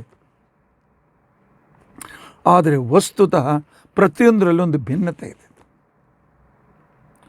ಭೇದ ಬೇಡ ಅಂತ ತಿಳ್ಕೊಂಡಂತಂದರೆ ಅಡುಗೆಯನ್ನು ಕರೆಸಿ ಅಡುಗೆ ಮಾಡಿ ಆ ನಂತರ ದೊಡ್ಡ ಪಾತ್ರೆ ತೊಗೊಂಡು ಅನ್ನ, ಸಾರು, ಚಟ್ನಿ, ಕೋಸಂಬರಿ, ಪಲ್ಯ, ಬುಂದಿ ಲಾಡು, ಹೋಳಿಗೆ, ಕಡುಬು ಎಲ್ಲ ಹಾಕಿ ನಿಮ್ಮ ಎಲೆಯಲ್ಲಿ ಬಡಿಸಿದ್ರೆ ತಿಂತೀರಾ ನೀವು? ಉಪ್ಪು ಅದರ ರುಚಿಯೇ ಬೇರೆ, ಹುಳಿ ಅದರ ರುಚಿಯೇ ಬೇರೆ, ಸಿಹಿ ಅದರ ರುಚಿಯೇ ಬೇರೆ, ಖಾರ ಅದರ ರುಚಿಯೇ ಬೇರೆ. ಅದಕ್ಕೋಸ್ಕರ ಕುಶಲಂ ಸಂಸ್ಕೃತದಲ್ಲಿ, ಕನ್ನಡದಲ್ಲಿ ಕುಶಲ ಅಂತಂದರೆ ಏನು? ಬಹಳ ಸಾವಧಾನವಾಗಿರತಕ್ಕಂತಹ ಎಚ್ಚರದಿಂದ ಇರುವ ಬುದ್ಧಿ ಉಳ್ಳವನು, ಅವನಿಗೆ ಕುಶಲ ಅಂತ ಕರೀತಾರೆ. ಸಂಸ್ಕೃತದಲ್ಲಿ ಕುಶ ಅಂತಿಕೊಂಡಂಥ ದರ್ಬೆ ಎಲೆ ಎರಡೂ ಬದಿ ಚೂಪಾಗಿರ್ತದೆ. ಸ್ವಲ್ಪ ದರ್ಬೆ ಮೇಲೆ ನಿಜವಾದ ದರ್ಬೆ, ಹೀಗೆಲ್ಲ ಮಿಕ್ಸ್ ದರ್ಬೆ ಬರ್ತದೆ, ಅದರ ಮೇಲೆ ಕೈ ಆಡಿಸಿ ಕೈ ಕತ್ತರಿಸಿ ಹೋಗ್ತದೆ. ತನ್ನ ಕೈಗೆ ಗಾಯವಾಗದಂತೆ ಅದನ್ನು ತೆಗೆದು, ತನ್ನ ಕೈಗೆ ಗಾಯವಾದದಂತೆ ಅದನ್ನು ಜೋಡಿಸಿ, ಗೊತ್ತಿದ್ದವ್ರಿಗಿರ್ತದೆ ಮಾಡುವಾಗ ಹಿಂಗೆ ಮೇಲಿಂದ ಕೈ ಮಾಡ್ತಾರೆ, ಅಲ್ಲಿ ಕೈ ಕತ್ತರಿಸಲ್ಲ, ಹೀಗೆ ಮಾಡಿದರೆ ಕೈ ಕತ್ತರಿಸಿ ಹೋಗ್ತದೆ. ಅದನ್ನು ಮತ್ತೆ ಸರಿಯಾಗಿ ಕೂಡಿಸಿ ಪವಿತ್ರ ಮಾಡಿ ಕೂರ್ಚ ಮಾಡಿ ಅಂಥವರಿಗೆ ಕುಶಲ ಅಂತ ಕರೀತಾರೆ. ಕುಶಂ ಲಾತೀತಿ, ಯಾವುದೇ ರೀತಿ ಗಾಯ ಮಾಡಿಕೊಳ್ಳದೆ ಆ ದರ್ಭೆಯನ್ನು ತೆಗೆದುಕೊಂಡು ಬರ್ತಾನೆ, ಅದರಿಂದ ಕುಶಲ ಅಂತ ತಿಳ್ಕೊಂಡಂತೇಳಿ. ಅಷ್ಟೇ ಇಲ್ಲ, ಆ ದರ್ಭೆಯ ಸಮೂಹದಲ್ಲಿ ಹಾವುಗಳಿರ್ತವೆ, ಸಣ್ಣ ಸಣ್ಣ ಹಾವುಗಳಿರ್ತವೆ. ಎಚ್ಚರದಿಂದ ನೋಡಿಕೊಂಡು ಅವುಗಳನ್ನು ಓಡಿಸಿ ತನಗೆ ಕಚ್ಚದಂತೆ ಸರಿಯಾಗಿ ತೆಗೆದುಕೊಂಡು ಬರ್ತಕ್ಕಂಥ ವ್ಯಕ್ತಿಗೆ ಕುಶಲ ಅಂತ ಕರೀತಾರೆ. ತ್ವಯಿ ಭೇದಂ ಕುಶಲಂ, ಪರಮಾತ್ಮ ನಿನಗೂ ಜಗತ್ತಿಗೂ, ನಿನಗೂ ಜೀವರಿಗೂ, ನಿನಗೂ ಉಳಿದ ದೇವತೆಗಳಿಗೂ ಭೇದವನ್ನು ಅವನು ತಿಳಿದುಕೊಳ್ತಾನೆ. ಅವನದು ಇದು ಮಂಗಲಕರವಾದ ಒಂದು ಧರ್ಮ. ಅವನು ಉತ್ತಮವಾಗಿರ್ತಕ್ಕಂಥ ಒಂದು ವಿಶಿಷ್ಟತೆಯನ್ನು ಪಡೆದಿರತಕ್ಕಂಥ ವ್ಯಕ್ತಿ. ತವ ಮಾಯೆಯ ತ್ವದಿಚ್ಛೆಯೈವ ಭಾಗವತ್ ತಾತ್ಪರ್ಯ. ತ್ವಯಿ ಕುಶಲಂ ವಿಧಾತುಂ ಪ್ರಭವ, ನಿನ್ನಿಂದ ಮಂಗಲಕರವಾದಂತಹ ಸ್ಥಿತಿಯನ್ನು ಪಡೆಯುವುದಕ್ಕೋಸ್ಕರ ಈ ಭೇದವನ್ನು ಅವರು ಚೆನ್ನಾಗಿ ತಿಳಿದುಕೊಳ್ತಾರೆ. ಈ ರೀತಿಯಾಗಿ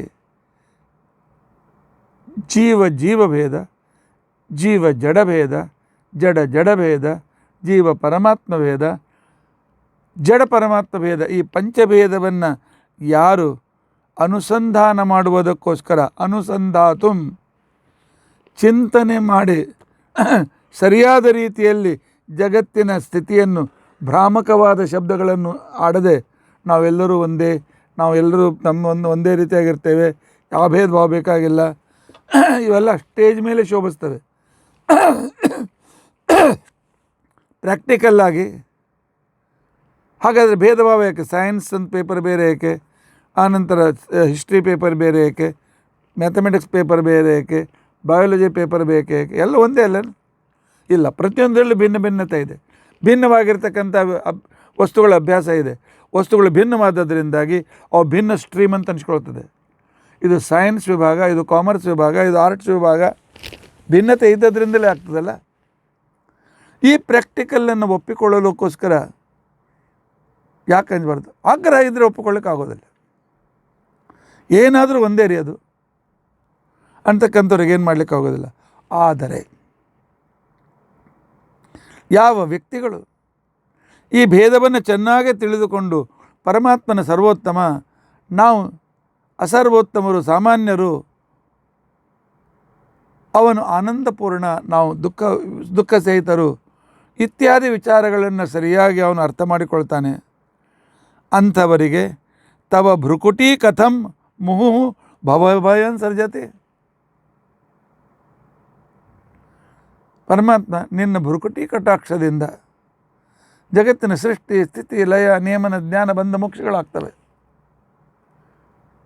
ಭ್ರುಕುಟಿ, ಮಹಾಲಕ್ಷ್ಮಿ ಭ್ರುಕುಟಿಯಿಂದಲೂ ಕೂಡ ಹಾಗೆ ಆಗ್ತದೆ. ಯಸ್ಯ ಅಪಾಂಗಲವ ಭ್ರುಕುಟಿ ಕಟಾಕ್ಷದಿಂದ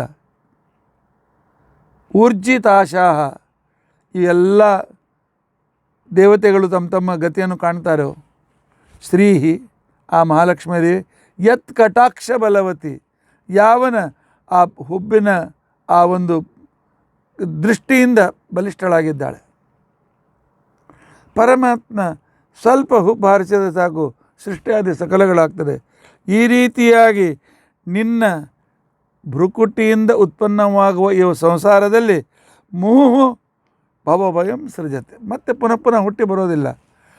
ನಿನ್ನಲ್ಲಿ ಮತ್ತು ವಸ್ತುಗಳಲ್ಲಿ ಬೇರೆ ತಿಳಿದುಕೊಂಡು ಆ ಪ್ರತಿಯೊಂದು ವಸ್ತುವಿನ ಅರ್ಥವನ್ನು ಅರ್ಥ ಮಾಡಿಕೊಂಡು ಮನಸ್ಸು ಅಂದರೆ ಏನು, ಬುದ್ಧಿ ಅಂತಂದರೆ ಏನು, ಆ ನಂತರ ದೇವರು ಅಂತಕೊಂಡಂತಂದ್ರೇನು, ದೇವರಿಗೂ ಲಕ್ಷ್ಮೀದೇವಿಗೆ ಇರ್ತಕ್ಕಂಥ ಅಂತರವೇನು, ಆನಂತರ ಉಳಿದ ದೇವತೆಗಳು, ಕರ್ಮಗಳಲ್ಲಿ ವಿಶಿಷ್ಟತೆ, ಯಾವುದು ಶ್ರೇಷ್ಠ, ಯಾವುದು ಕನಿಷ್ಠ, ಯಾವುದು ನಮ್ಮ ಅಧಿಕಾರದಲ್ಲಿದೆ, ವರ್ಣದ ವಿಭಾಗದಲ್ಲಿರ್ತಕ್ಕಂಥ ವಿಶಿಷ್ಟ ವಿಭಾಗಗಳು, ಅದರಲ್ಲಿ ಆಶ್ರಮದ ವಿಭಾಗ, ಅವುಗಳ ಕರ್ತವ್ಯ ವಿಭಾಗ, ಇವೆಲ್ಲವನ್ನು ಯಾವನು ಭಗವಂತನ ಅನುಗ್ರಹದಿಂದ ಚೆನ್ನಾಗಿ ಈ ಪ್ರಮೇಯಗಳನ್ನು ಅರ್ಥ ಮಾಡಿಕೊಳ್ತಾನೆಯೋ,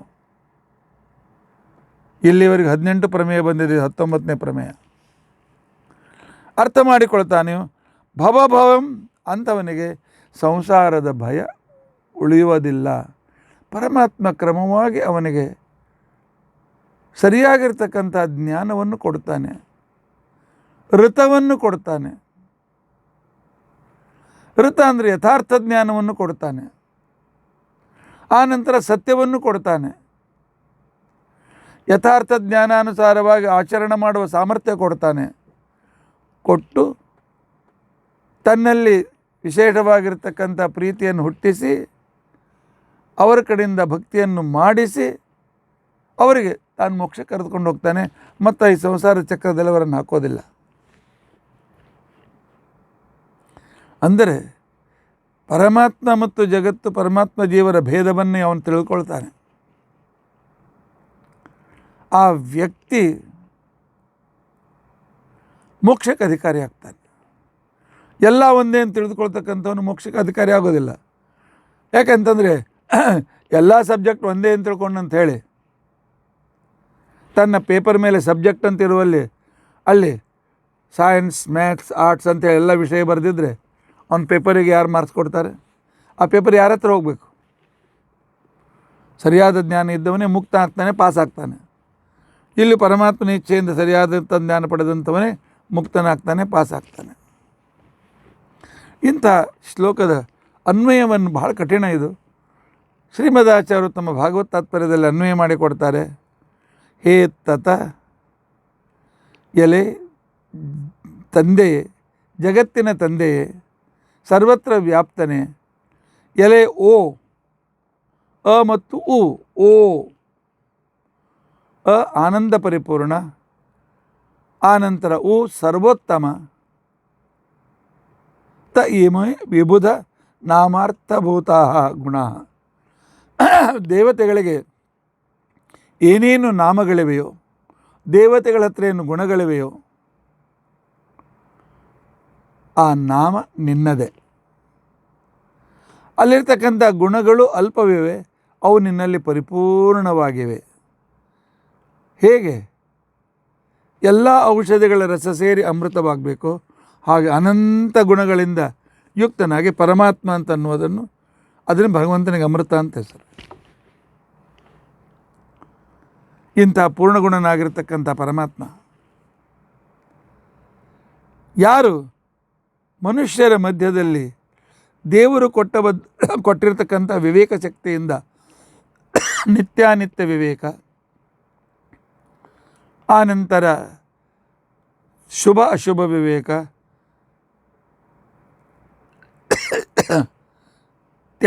ತ್ಯಾಜ್ಯ ಗ್ರಾಹ್ಯ ವಿವೇಕ, ಈ ರೀತಿಯಾಗಿ ಎಲ್ಲ ಇದನ್ನು ಚೆನ್ನಾಗಿ ಅರ್ಥ ಮಾಡಿಕೊಂಡು ಯಾವುದು ಸರಿಯಾದದ್ದಿದೆ ಅದನ್ನು ತಿಳಿದುಕೊಳ್ಳಲು ಯಾವಾಗ ಪ್ರಯತ್ನ ಮಾಡ್ತಾರೆ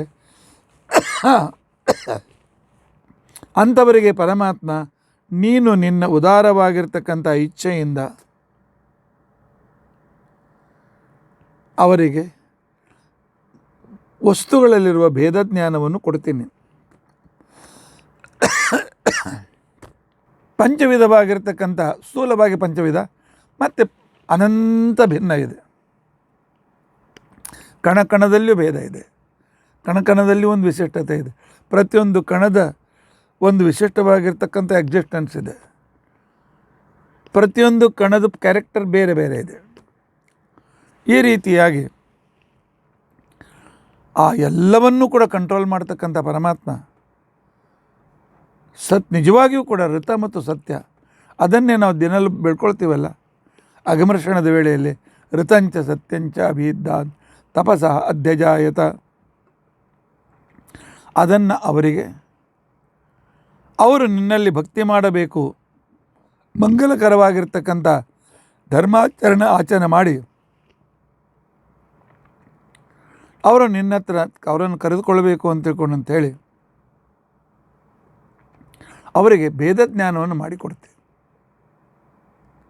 ಪರಮಾತ್ಮ ಮತ್ತು ನೋಡಿ, ಭೇದ ಜ್ಞಾನ ಇದು ಮಂಗಲಕರ ಅಂತ ಭಾಗವತ ಹೇಳ್ತಾ ಇದೆ.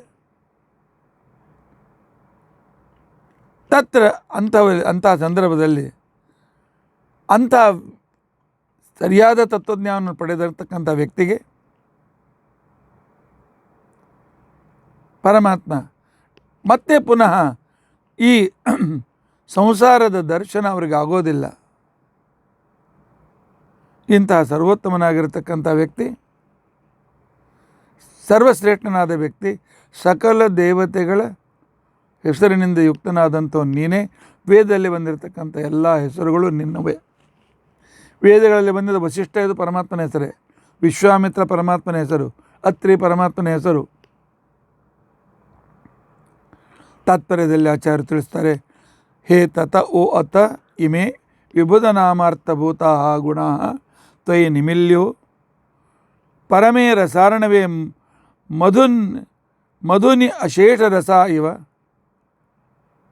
ಪೂರ್ಣಗಣತ್ವಾತ್ ನೃಣಾಂ ಮಧ್ಯೆ ಗುಣಾಃ ತ್ವಯಿ ನಿಲ್ಯು ನೃಣಾಂ ಮಧ್ಯೆ ಏ ಸುಧಿಯ ತವ ಮಾಯೆಯ ತ್ವದಿಚ್ಛಯ ಅಂತ ಅರ್ಥ ಮಾಡ್ತಾರೆ ಆಚಾರ್ಯರು. ತ್ವಯಿ ಕುಶಲಂ ವಿಧಾತು,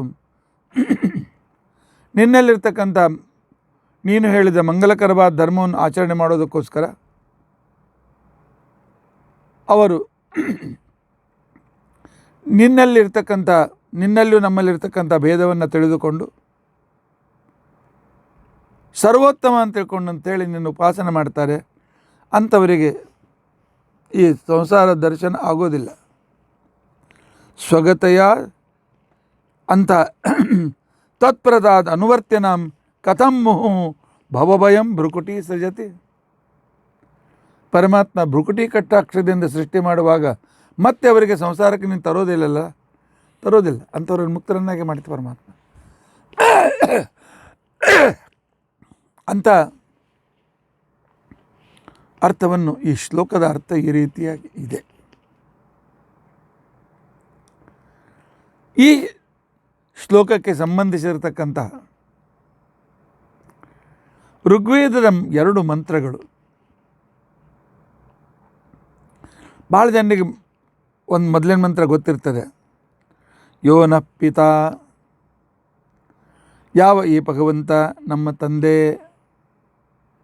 ಆರಂಭದಲ್ಲಿ ತತ ಅಂತನ್ನೋ ಶಬ್ದಾರ್ಥವನ್ನು, ಜನಿತ ಇವನೇ ನಮ್ಮನ್ನು ಸೃಷ್ಟಿಗೆ ತಂದಿರತಕ್ಕಂಥವನು, ವಿಧಾತ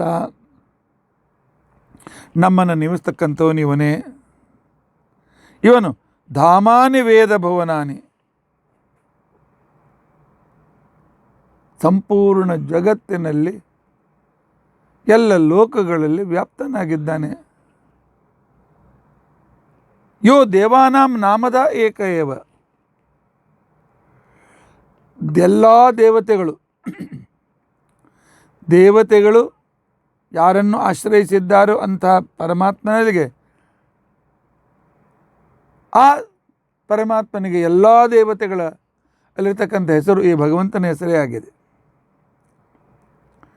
ರಕ್ಷಕನಾದ್ದರಿಂದ ಪಿತ, ಸೃಷ್ಟಿ ಮಾಡುವುದರಿಂದ ಜನಿತ, ಆನಂತರ ನಮ್ಮನ್ನು ಧಾರಣ ಮಾಡಿ ಜ್ಞಾನವನ್ನು ಮತ್ತು ಮೋಕ್ಷವನ್ನು ಕೊಡುವುದರಿಂದ ಆದ್ದರಿಂದಾಗಿ ಅವನು ವಿಧಾತ.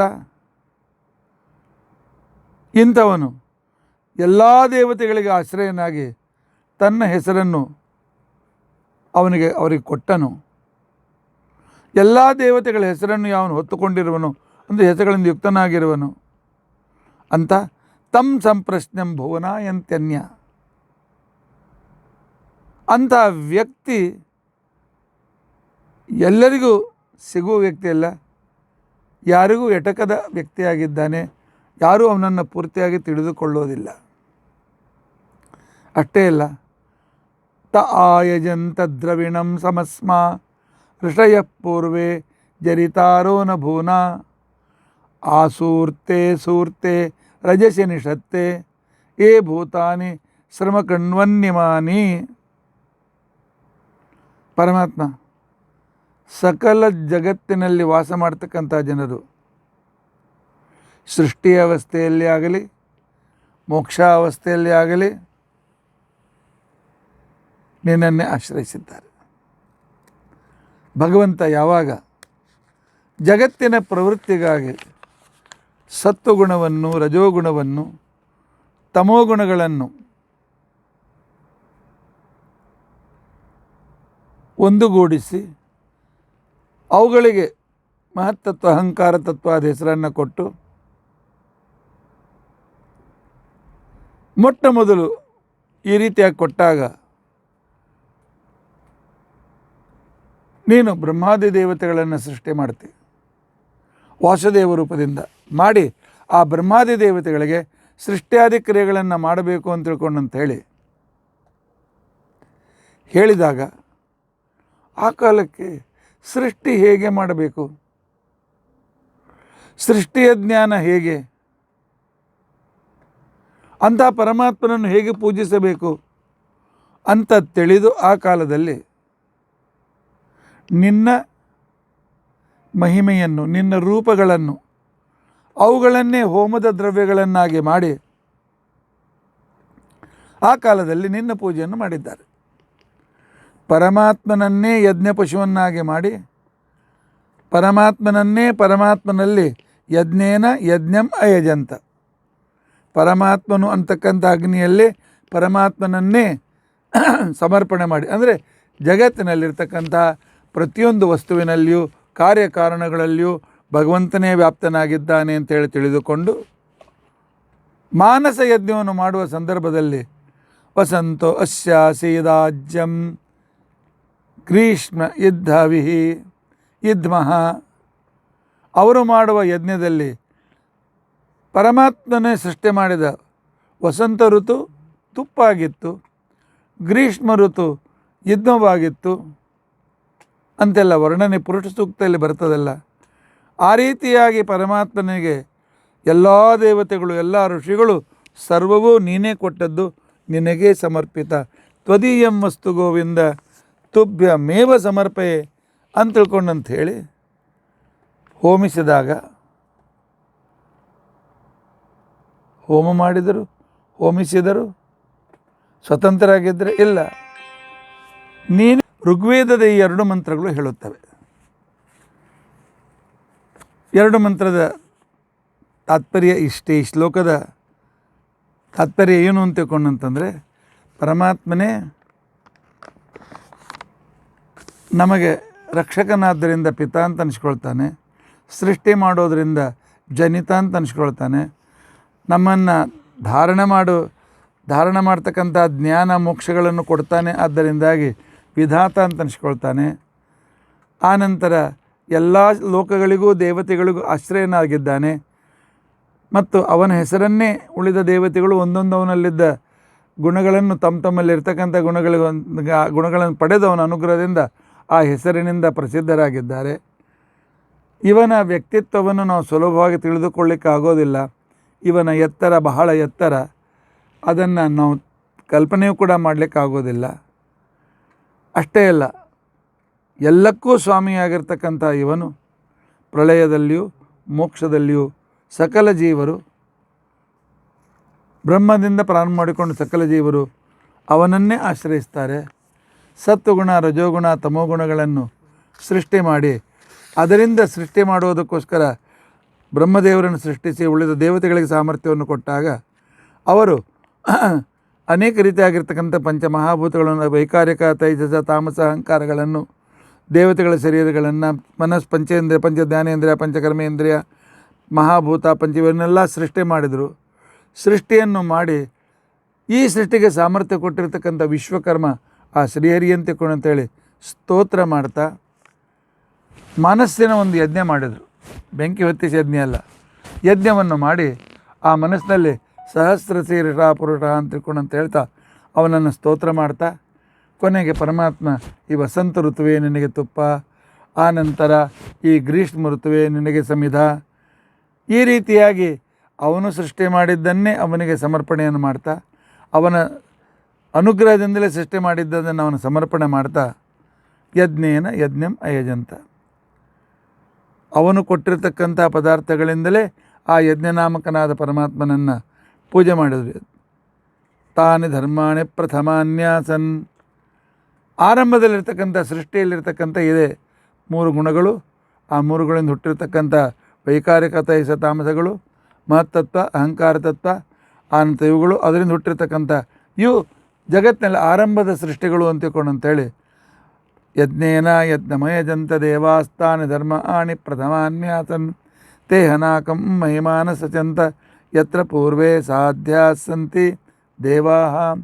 ಪೂರ್ವ ದೇವತೆಗಳು ಅಂತ ತರಿಸಿಕೊಂಡಿರ್ತಕ್ಕಂಥ ಬ್ರಹ್ಮಾದಿ ದೇವತೆಗಳು ಈ ಪರಮಾತ್ಮನನ್ನೇ ಆಶ್ರಯಿಸಿ ಅವನ ಅನುಗ್ರಹವನ್ನು ಪಡೆದರು ಅಂತಿಕೊಂಡಂತನ್ನುವ ಮಾತನ್ನು ಈ ಮಂತ್ರಗಳು ನಮಗೆ ತಿಳಿಸಿಕೊಡ್ತವೆ.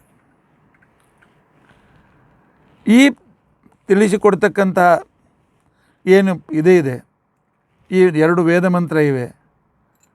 ಇದನ್ನು ಸುಲಭವಾಗಿ ಇದಕ್ಕೆ ಭಾಷ್ಯ ರೂಪವಾಗಿರ್ತಕ್ಕಂಥ ಒಂದು ಪ್ರಧಾನ ಸಂಹಿತ ಅಂತ ತಿಳ್ಕೊಂಡಂತಕ್ಕಂಥ ಅದನ್ನು ಉದಾಹರಣೆ ಕೊಟ್ಟು ಆಚಾರ್ಯರು ಈ 2 ಶ್ಲೋಕದಲ್ಲಿ ಏನು ಬಂದಿದೆ,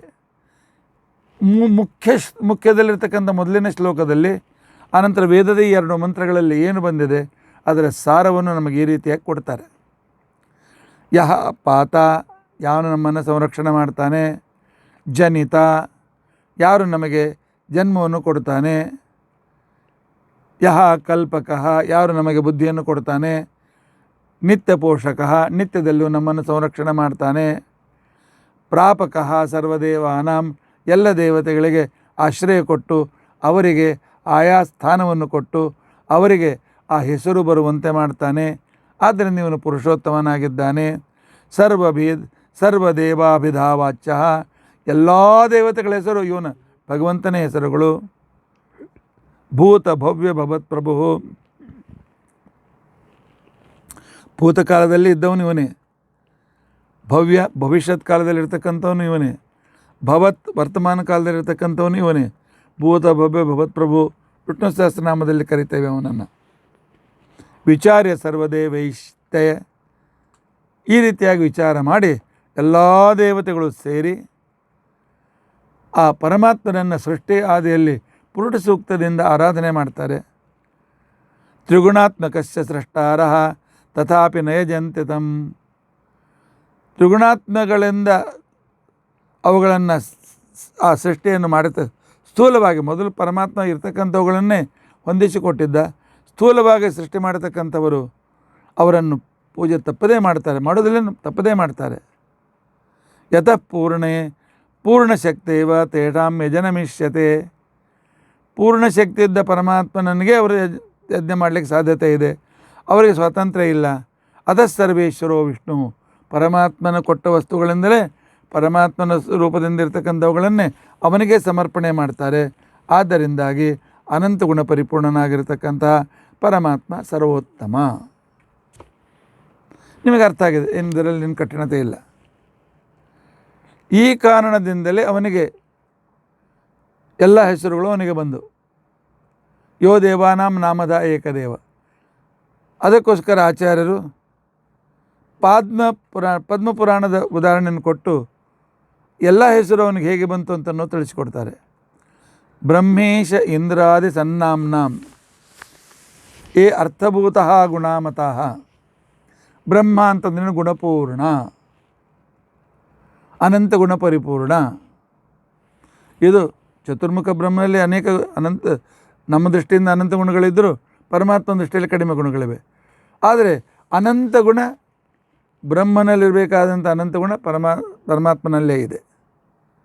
ಆನಂತರ ಈಶ ಭೂತಗಣಗಳನ್ನು ಅದನ್ನು ಕಂಟ್ರೋಲ್ ಮಾಡ್ತಕ್ಕಂಥ ವ್ಯಕ್ತಿ ಈಶ, ಈಶ್ವರ, ಶಿವ, ಶಂಕರ, ಮಂಗಲಕರ, ಶಾಂತಿದಾಯಕ.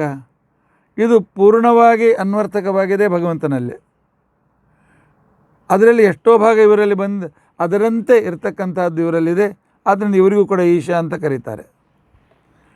ಇಂದ್ರ ನಾವು ಬೇಡಿದ್ದನ್ನು ತಪ್ಪದೇ ಕೊಡ್ತಾನೆ, ಒಡೆತನ ಇತ್ಯಾದಿಗಳಿಂದ ಯುಕ್ತನಾಗಿರ್ತಕ್ಕಂಥದ್ದು ಅಂತೇನಿವೆ. ಇವೆಲ್ಲ ಹೆಸರು ಏನು, ಈ ಹೆಸರಿನ ಅರ್ಥ ಏನಿದೆ, ಈ ಅರ್ಥದ ಪರಿಪೂರ್ಣತೆ ಭಗವಂತನಲ್ಲಿ ಇದ್ದೋದ್ರಿಂದಾಗಿ ಇಂದ್ರ, ಅಗ್ನಿ, ವರುಣಾದಿ ಸಕಲ ಶಬ್ದಗಳಿಂದ ಬ್ರಹ್ಮ, ಈಶ್ವರ, ಶಿವ, ಶಂಕರ ಎಲ್ಲ ಹೆಸರಿನಿಂದ ಸ್ತುತ್ಯನಾಗಿರ್ತಕ್ಕಂಥವನು ಶ್ರೀಹರಿಯೇ. ಪೂರ್ತಿ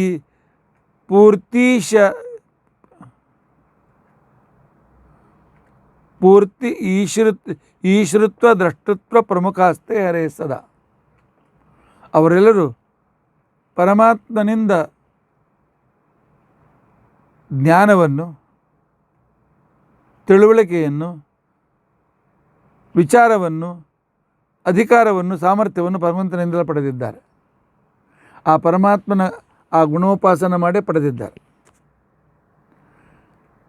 ಯೇ ಯಥಾ ಉಪಾಸತೆ ಸಾ ತಥೈವ ಭವತಿ ಅಂತಕ್ಕಂಥ ಒಂದು ನಿಯಮ ಇದೆ. ಗಣಪತಿ ವಿಶ್ವನಾಮಕನನ್ನು ಪೂಜೆ ಮಾಡಿದ, ಅವನಂತೆ ಗಜಮುಖ ಬಂತು. ಚಂದ್ರ ಪರಮಾತ್ಮ ಶಾಂತ ಅಂತ ಉಪಾಸನೆ ಮಾಡಿದ, ಅದರಿಂದ ಶಾಂತವಾದಂಥ ಪ್ರಕಾಶ ಬಂತು. ಪರಮಾತ್ಮ ತೇಜಪುಂಜ ಅಂತೇಳಿ ಸೂರ್ಯ ಉಪಾಸನೆ ಮಾಡಿದ, ಆದ್ದರಿಂದ ಭೀಕರವಾದಂಥ ತೇಜಗಳಿಂದ ಸೂರ್ಯ ಯುಕ್ತನಾದ. ಆನಂತರ ಇದಂ ರಾತಿ ಇತಿ ಇಂದ್ರ, ಬೇಡಿದ್ದೆಲ್ಲ ಕೊಡ್ತಾನೆ ಅಂತಕೊಂಡು ಪರಮಾತ್ಮನ ಪೂಜೆ ಮಾಡಿದ್ದರಿಂದಾಗಿ ಅವನಿಗೆ ಆ ಒಂದು ಗುಣ ಬಂದು ಅವನು ಇಂದ್ರ ಅಂತ ಅನಿಸ್ಕೊಂಡ. ಹೀಗೆ ಒಂದೊಂದು ಗುಣದಿಂದ ಒಬ್ಬೊಬ್ಬರು ಯುಕ್ತರಾಗಿದ್ದಾರೆ ಅಂತ. ಈ ಎಲ್ಲ ಹೆಸರು ಪರಮಾತ್ಮನಲ್ಲೇ ಇರೋದರಿಂದಾಗಿ ಸಕಲ ಹೆಸರುಗಳಿಂದ ಮುಖ್ಯವಾಚ್ಯನಾಗಿರ್ತಕ್ಕಂಥವನು ಪರಮಾತ್ಮನೇ ಆಗಿದ್ದಾನೆ.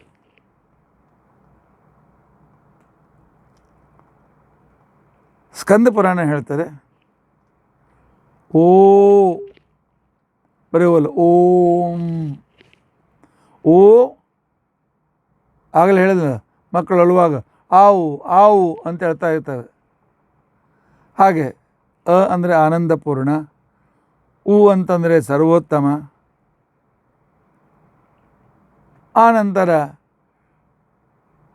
ಮ ಜ್ಞಾನದ ಗಮ್ಯ ಅಂತೇಳಿ ಓಂ ಅಂತನ್ನೋ ಅರ್ಥವನ್ನು, ಶಬ್ದದ ಅರ್ಥವನ್ನು ಯಾರು ತಿಳಿದುಕೊಳ್ತಾರೆ, ಈ ರೀತಿಯಾಗಿರ್ತಕ್ಕಂಥ ಪರಮಾತ್ಮನನ್ನು ಸರ್ವತ್ರ ವ್ಯಾಪ್ತ, ಆನಂತರ ಆನಂದ ಸ್ವರೂಪಿ ಸರ್ವೋತ್ತಮ ಅಂತ ಉಪಾಸನೆ ಮಾಡ್ತಾರೆ, ಅಂಥವರ ಸಕಲ ಪಾಪಗಳು ಹೊರಟೋಗ್ತಾರೆ. ನೋಡಿ, ಭಾಳ ಪ್ರಯತ್ನ ಮಾಡ್ಕೊಳ್ಳಿ, ಇದನ್ನು ಸರಿಯಾಗಿ ತಿಳಿದುಕೊಂಡು ದಿನಾಲು ತಪ್ಪದೆ ಉಪಾಸನೆ ಮಾಡಿದರೆ ಸಾಕು. ಆನಂದತ್ವಾತ್ ಅನಾಮಾಸೌ, ಆಚಾರ್ಯ ಆನಂದಪೂರ್ಣ ಅಂತ ಹೇಳಿದ್ರು. ಎಲ್ಲಿಂದ ಹೇಳಿದ್ರು? ಸ್ಕಂದ ಪುರಾಣದಲ್ಲಿ ಇದೆ ಬರ್ತದೆ. ಆನಂದಪೂರ್ಣನಾದ್ದರಿಂದಾಗಿ ಭಗವಂತನಿಗೆ ಅಂತ ಹೆಸರು. ಉತ್ಕೃಷ್ಟತ್ವಾತ್ ಉನಾಮಕಃ, ಸರ್ವೋತ್ತಮನಾದ್ದರಿಂದ ಅವನಿಗೆ ಅಂತಿಕೊಂಡಂತ ಹೇಳಿ ಹೆಸರು. ಏತನ್ನಾಮದ್ವಯಂ ವಿಷ್ಣೋ, ಈ ಎರಡು ಹೆಸರುಗಳನ್ನು, ಈ ಎರಡು ಅಕ್ಷರಗಳಿಂದ ವ್ಯಕ್ತವಾಗುವ ಪರಮಾತ್ಮನ ಮಹಿಮೆಯನ್ನು, ಈ ನಾಮದ ನಿರ್ವಚನವನ್ನು, ಪರಮಾತ್ಮನ ನಾಮವೇ ಇದು ಅಂತಿಕೊಂಡಂತೇಳಿ ಯಾರು ತಿಳಿದುಕೊಳ್ತಾರೆ, ಪಾಪೈಹಿ ಪ್ರಮುಚ್ಯತೆ, ಎಲ್ಲ ಪಾಪಗಳಿಂದ ಮುಕ್ತರಾಗ್ತಾರೆ. ಎಷ್ಟು ಸುಲಭ ಇದೆಲ್ಲ. ಅದಕ್ಕೋಸ್ಕರ ಸಣ್ಣ ಮಕ್ಕಳಿಗೆ ಪರಮಾತ್ಮ ಎಲ್ಲ ಅನುಕೂಲ ಮಾಡಿಕೊಡ್ತಾನೆ. ಯಾಕಂದರೆ ಅವು ಆವು ಆನಂದಪೂರ್ಣ ಸರ್ವೋತ್ತಮ ಅಂಥೇಳಿ ಭಗವಂತನನ್ನು ಸ್ತೋತ್ರ ಮಾಡ್ತಾ ಇವೆ. ಇದೆಲ್ಲ ಸರಿ. ಈ ಹೇಳಿದ್ರಲ್ಲ, ವಿಷ್ಣುವಿಗೂ ಮತ್ತು ದೇವರಿಗೂ ಭೇದ, ದೇವತೆಗಳಿಗೂ ಭೇದ ಹೇಳಿದ್ರಲ್ಲ, ಈ ಭೇದದಿಂದ ತಿಳ್ಕೊಂಡ್ರೆ ಉಪಯೋಗ ಏನು ಅಂತಕೊಂಡಂತಂದಾಗ, ಆ ಕಾಲದಲ್ಲಿ ಪ್ರಮಾಣ ಸಂಹಿತ ಅಂತಕೊಂಡಂತನ್ನುವ ಗ್ರಂಥದ ಆಧಾರವನ್ನು ಕೊಟ್ಟು ಆಚಾರ್ಯರು ಭೇದಜ್ಞಾನ ಹೇಗೆ, ಭೇದಜ್ಞಾನದಿಂದ ಏನು ಲಾಭ ಅನ್ನೋದನ್ನು ನಮಗೆ ತಿಳಿಸಿಕೊಡ್ತಾರೆ. ಅನ್ಯ ವಿಜ್ಞಾತೆಯ ವಿಷ್ಣೋ ಶಕ್ತೈವ ಕುಶಲಂ ಜನಾಃ, ಭಗವಂತನ ಸಮಗ್ರವಾಗಿರ್ತಕ್ಕಂಥ ಶಕ್ತಿ ಸರ್ವಸಾಮಾನ್ಯವಾಗಿ ಎಲ್ಲರಿಗೂ ಗೊತ್ತಾಗೋದಿಲ್ಲ. ಭಗವಂತನಲ್ಲಿ ಮಂಗಲಕರವಾದ ಗುಣಗಳು ಇವೆ ಅಂತಕೊಂಡಂತನ್ನುವುದು ಕೂಡ ಜನರಿಗೆ ಗೊತ್ತಾಗೋದಿಲ್ಲ. ಆದರೆ ಯಾವಾಗ ಗೊತ್ತಾಗ್ತದೆ? ದೇವರು ನಮ್ಮಿಂದ ಬೇರೆ ಅಂತಂದಾಗ ಗೊತ್ತಾಗ್ತದೆ. ನಾವೇ ದೇವರು ಅಂತಿಕೊಂಡಂತಂದರೆ ನಮಗೆಷ್ಟು ಶಕ್ತಿ ಇದೆ ಅಷ್ಟೇ ದೇವರಿಗಿದೆ ಅಂತ ತಿಳ್ಕೊಳ್ತೀವಿ. ನಮಗೆ ದುಃಖ ಇದೆ, ಅವನಿಗೂ ದುಃಖ ಇದೆ ಅಂತ ತಿಳ್ಕೊಳ್ತೇವೆ. ನಮಗೆ ಎಷ್ಟು ವಿದ್ಯೆ ಇದೆ, ಇಷ್ಟೇ ಜ್ಞಾನ ಇದೆ ಅಂತ ತಿಳ್ಕೊಳ್ತೇವೆ. ಆದರೆ ಭೇದದ ಜ್ಞಾನದಿಂದ ಪರಮಾತ್ಮನ ಪರಿಪೂರ್ಣಾನಂದ ಸ್ವರೂಪ, ಜ್ಞಾನ ಸ್ವರೂಪ ಅಂತನ್ನೋ ಜ್ಞಾನ ಆಗಬೇಕಾಗಿದ್ದರೆ ನಾವು ಅವನು ಬೇರೆ ಅಂತನ್ನುವ ಜ್ಞಾನ ನಮಗಿರಬೇಕು. ಕುರುವಂತಿ ಕುಶಲೇಶೂಚ್ಚಂ ಭೇದ ದರ್ಶನಮೇವತ್. ಇದರಿಂದ ಅವ್ರಿಗೇನಾಗ್ತದೆ ಅಂತಕೊಂಡಂತಂದರೆ, ಪರಮಾತ್ಮನ ಆನಂದಪೂರ್ಣ ಅಂತಂದರೆ ಇವ್ರಿಗೂ ಆನಂದ ಸಿಗ್ತದೆ, ಸರ್ವೋತ್ತಮ ಅಂತಿಕೊಂಡಂತಂದರೆ ಇವರಿಗೂ ತಮ್ಮ ಜೀವನದಲ್ಲಿ ಉನ್ನತಿ ಸಿಗ್ತದೆ. ಪರಮಾತ್ಮ ನಾನು ಭಿನ್ನ ಅಂತ ಅನ್ನೋದರಿಂದ, ಪರಮಾತ್ಮ ಆನಂದಪೂರ್ಣ ಸರ್ವೋತ್ತಮ ಅಂತೇಳಿ ತಿಳಿದುಕೊಳ್ಳೋದ್ರಿಂದ ನಮ್ಮ ಜೀವನದಲ್ಲಿಯೂ ಕೂಡ ಉನ್ನತಿ ಮತ್ತು ಆನಂದಗಳು ಪ್ರಾಪ್ತಿಯಾಗ್ತವೆ. ಪೂರ್ಣಾನಂದಾದಿ ಸಂಪತ್ತಿಂ ವಿಷ್ಣೋರ್ಜ್ಞಾತ್ವಾ. ಪೂರ್ಣವಾದ ಆನಂದ, ಪೂರ್ಣವಾದ ಜ್ಞಾನ, ಐಶ್ವರ್ಯಸ್ಯ ಸಮಗ್ರಸ್ಯ ವೀರ್ಯಸ್ಯ ಯಶಸಃ ಶ್ರೇಯಃ ಜ್ಞಾನ ವಿಜ್ಞಾನಯೋಶ್ಚೈವ. ಜ್ಞಾನ ವಿಜ್ಞಾನ ಕಾಂತಿ, ಆನಂತರ ಸಮಗ್ರ ಐಶ್ವರ್ಯ, ಸಮಗ್ರ ವೀರ್ಯ, ಸಮಗ್ರ ಪರಾಕ್ರಮ, ಇವೆಲ್ಲವೂ ಕೂಡ ಭಗವಂತನಲ್ಲಿಯೇ ಪರಿಪೂರ್ಣವಾಗಿವೆ.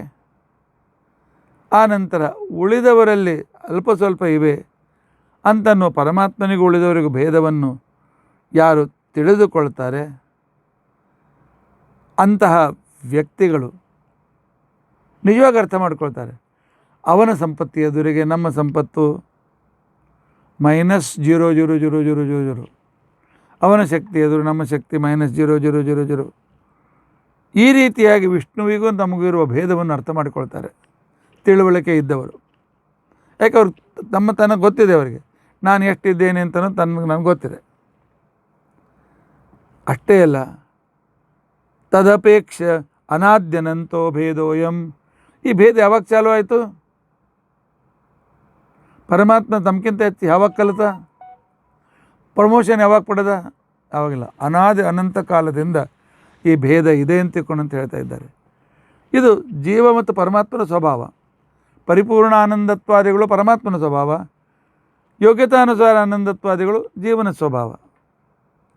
ಸ್ವತೋ ವಾ ಪರತೋ ವಾಪಿ ನ ಕದಾಚಿತ್ ಪ್ರಣಶ್ಯತಿ. ಈ ಭೇದವನ್ನು ನಾವಾಗೆ ಚೇಂಜ್ ಮಾಡಿ ನಾವು ದೇವರಾಗಲಿಕ್ಕಾಗೋದಿಲ್ಲ, ದೇವರು ತನ್ನ ಗುಣ ಬಿಟ್ಟು ಮನುಷ್ಯನೂ ಆಗೋದಿಲ್ಲ. ಅಥವಾ ಬೇರೆಯವರು ನಮ್ಮಲ್ಲಿ ಪರಮಾತ್ಮದ ಗುಣಗಳನ್ನು ಕಟ್ ಮಾಡಿ ನಮಗೆ ದೇವರ ಸಮಾನ ಯಾರೂ ಮಾಡಲಿಕ್ಕಾಗೋದಿಲ್ಲ, ಅಥವಾ ನಮ್ಮನ್ನು ದೇವರ ಸಮಾನ ಯಾರೂ ಮಾಡಲಿಕ್ಕಾಗೋದಿಲ್ಲ. ನಾನು ದೇವರಾಗ್ತೇನೆ ಅಂತಕ್ಕಂಥ ಮಾತುಗಳೆಲ್ಲ ಸುಳ್ಳು.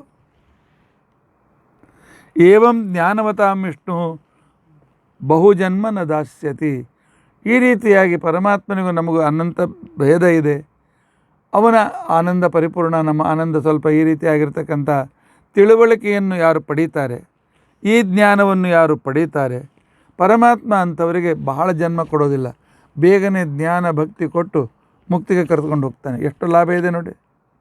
ಅನುವೃತ್ತಿರ್ ಯದನ್ಲ್ಪ ಸೈ ಸರ್ವೇಶ್ವರ ಪ್ರಭು.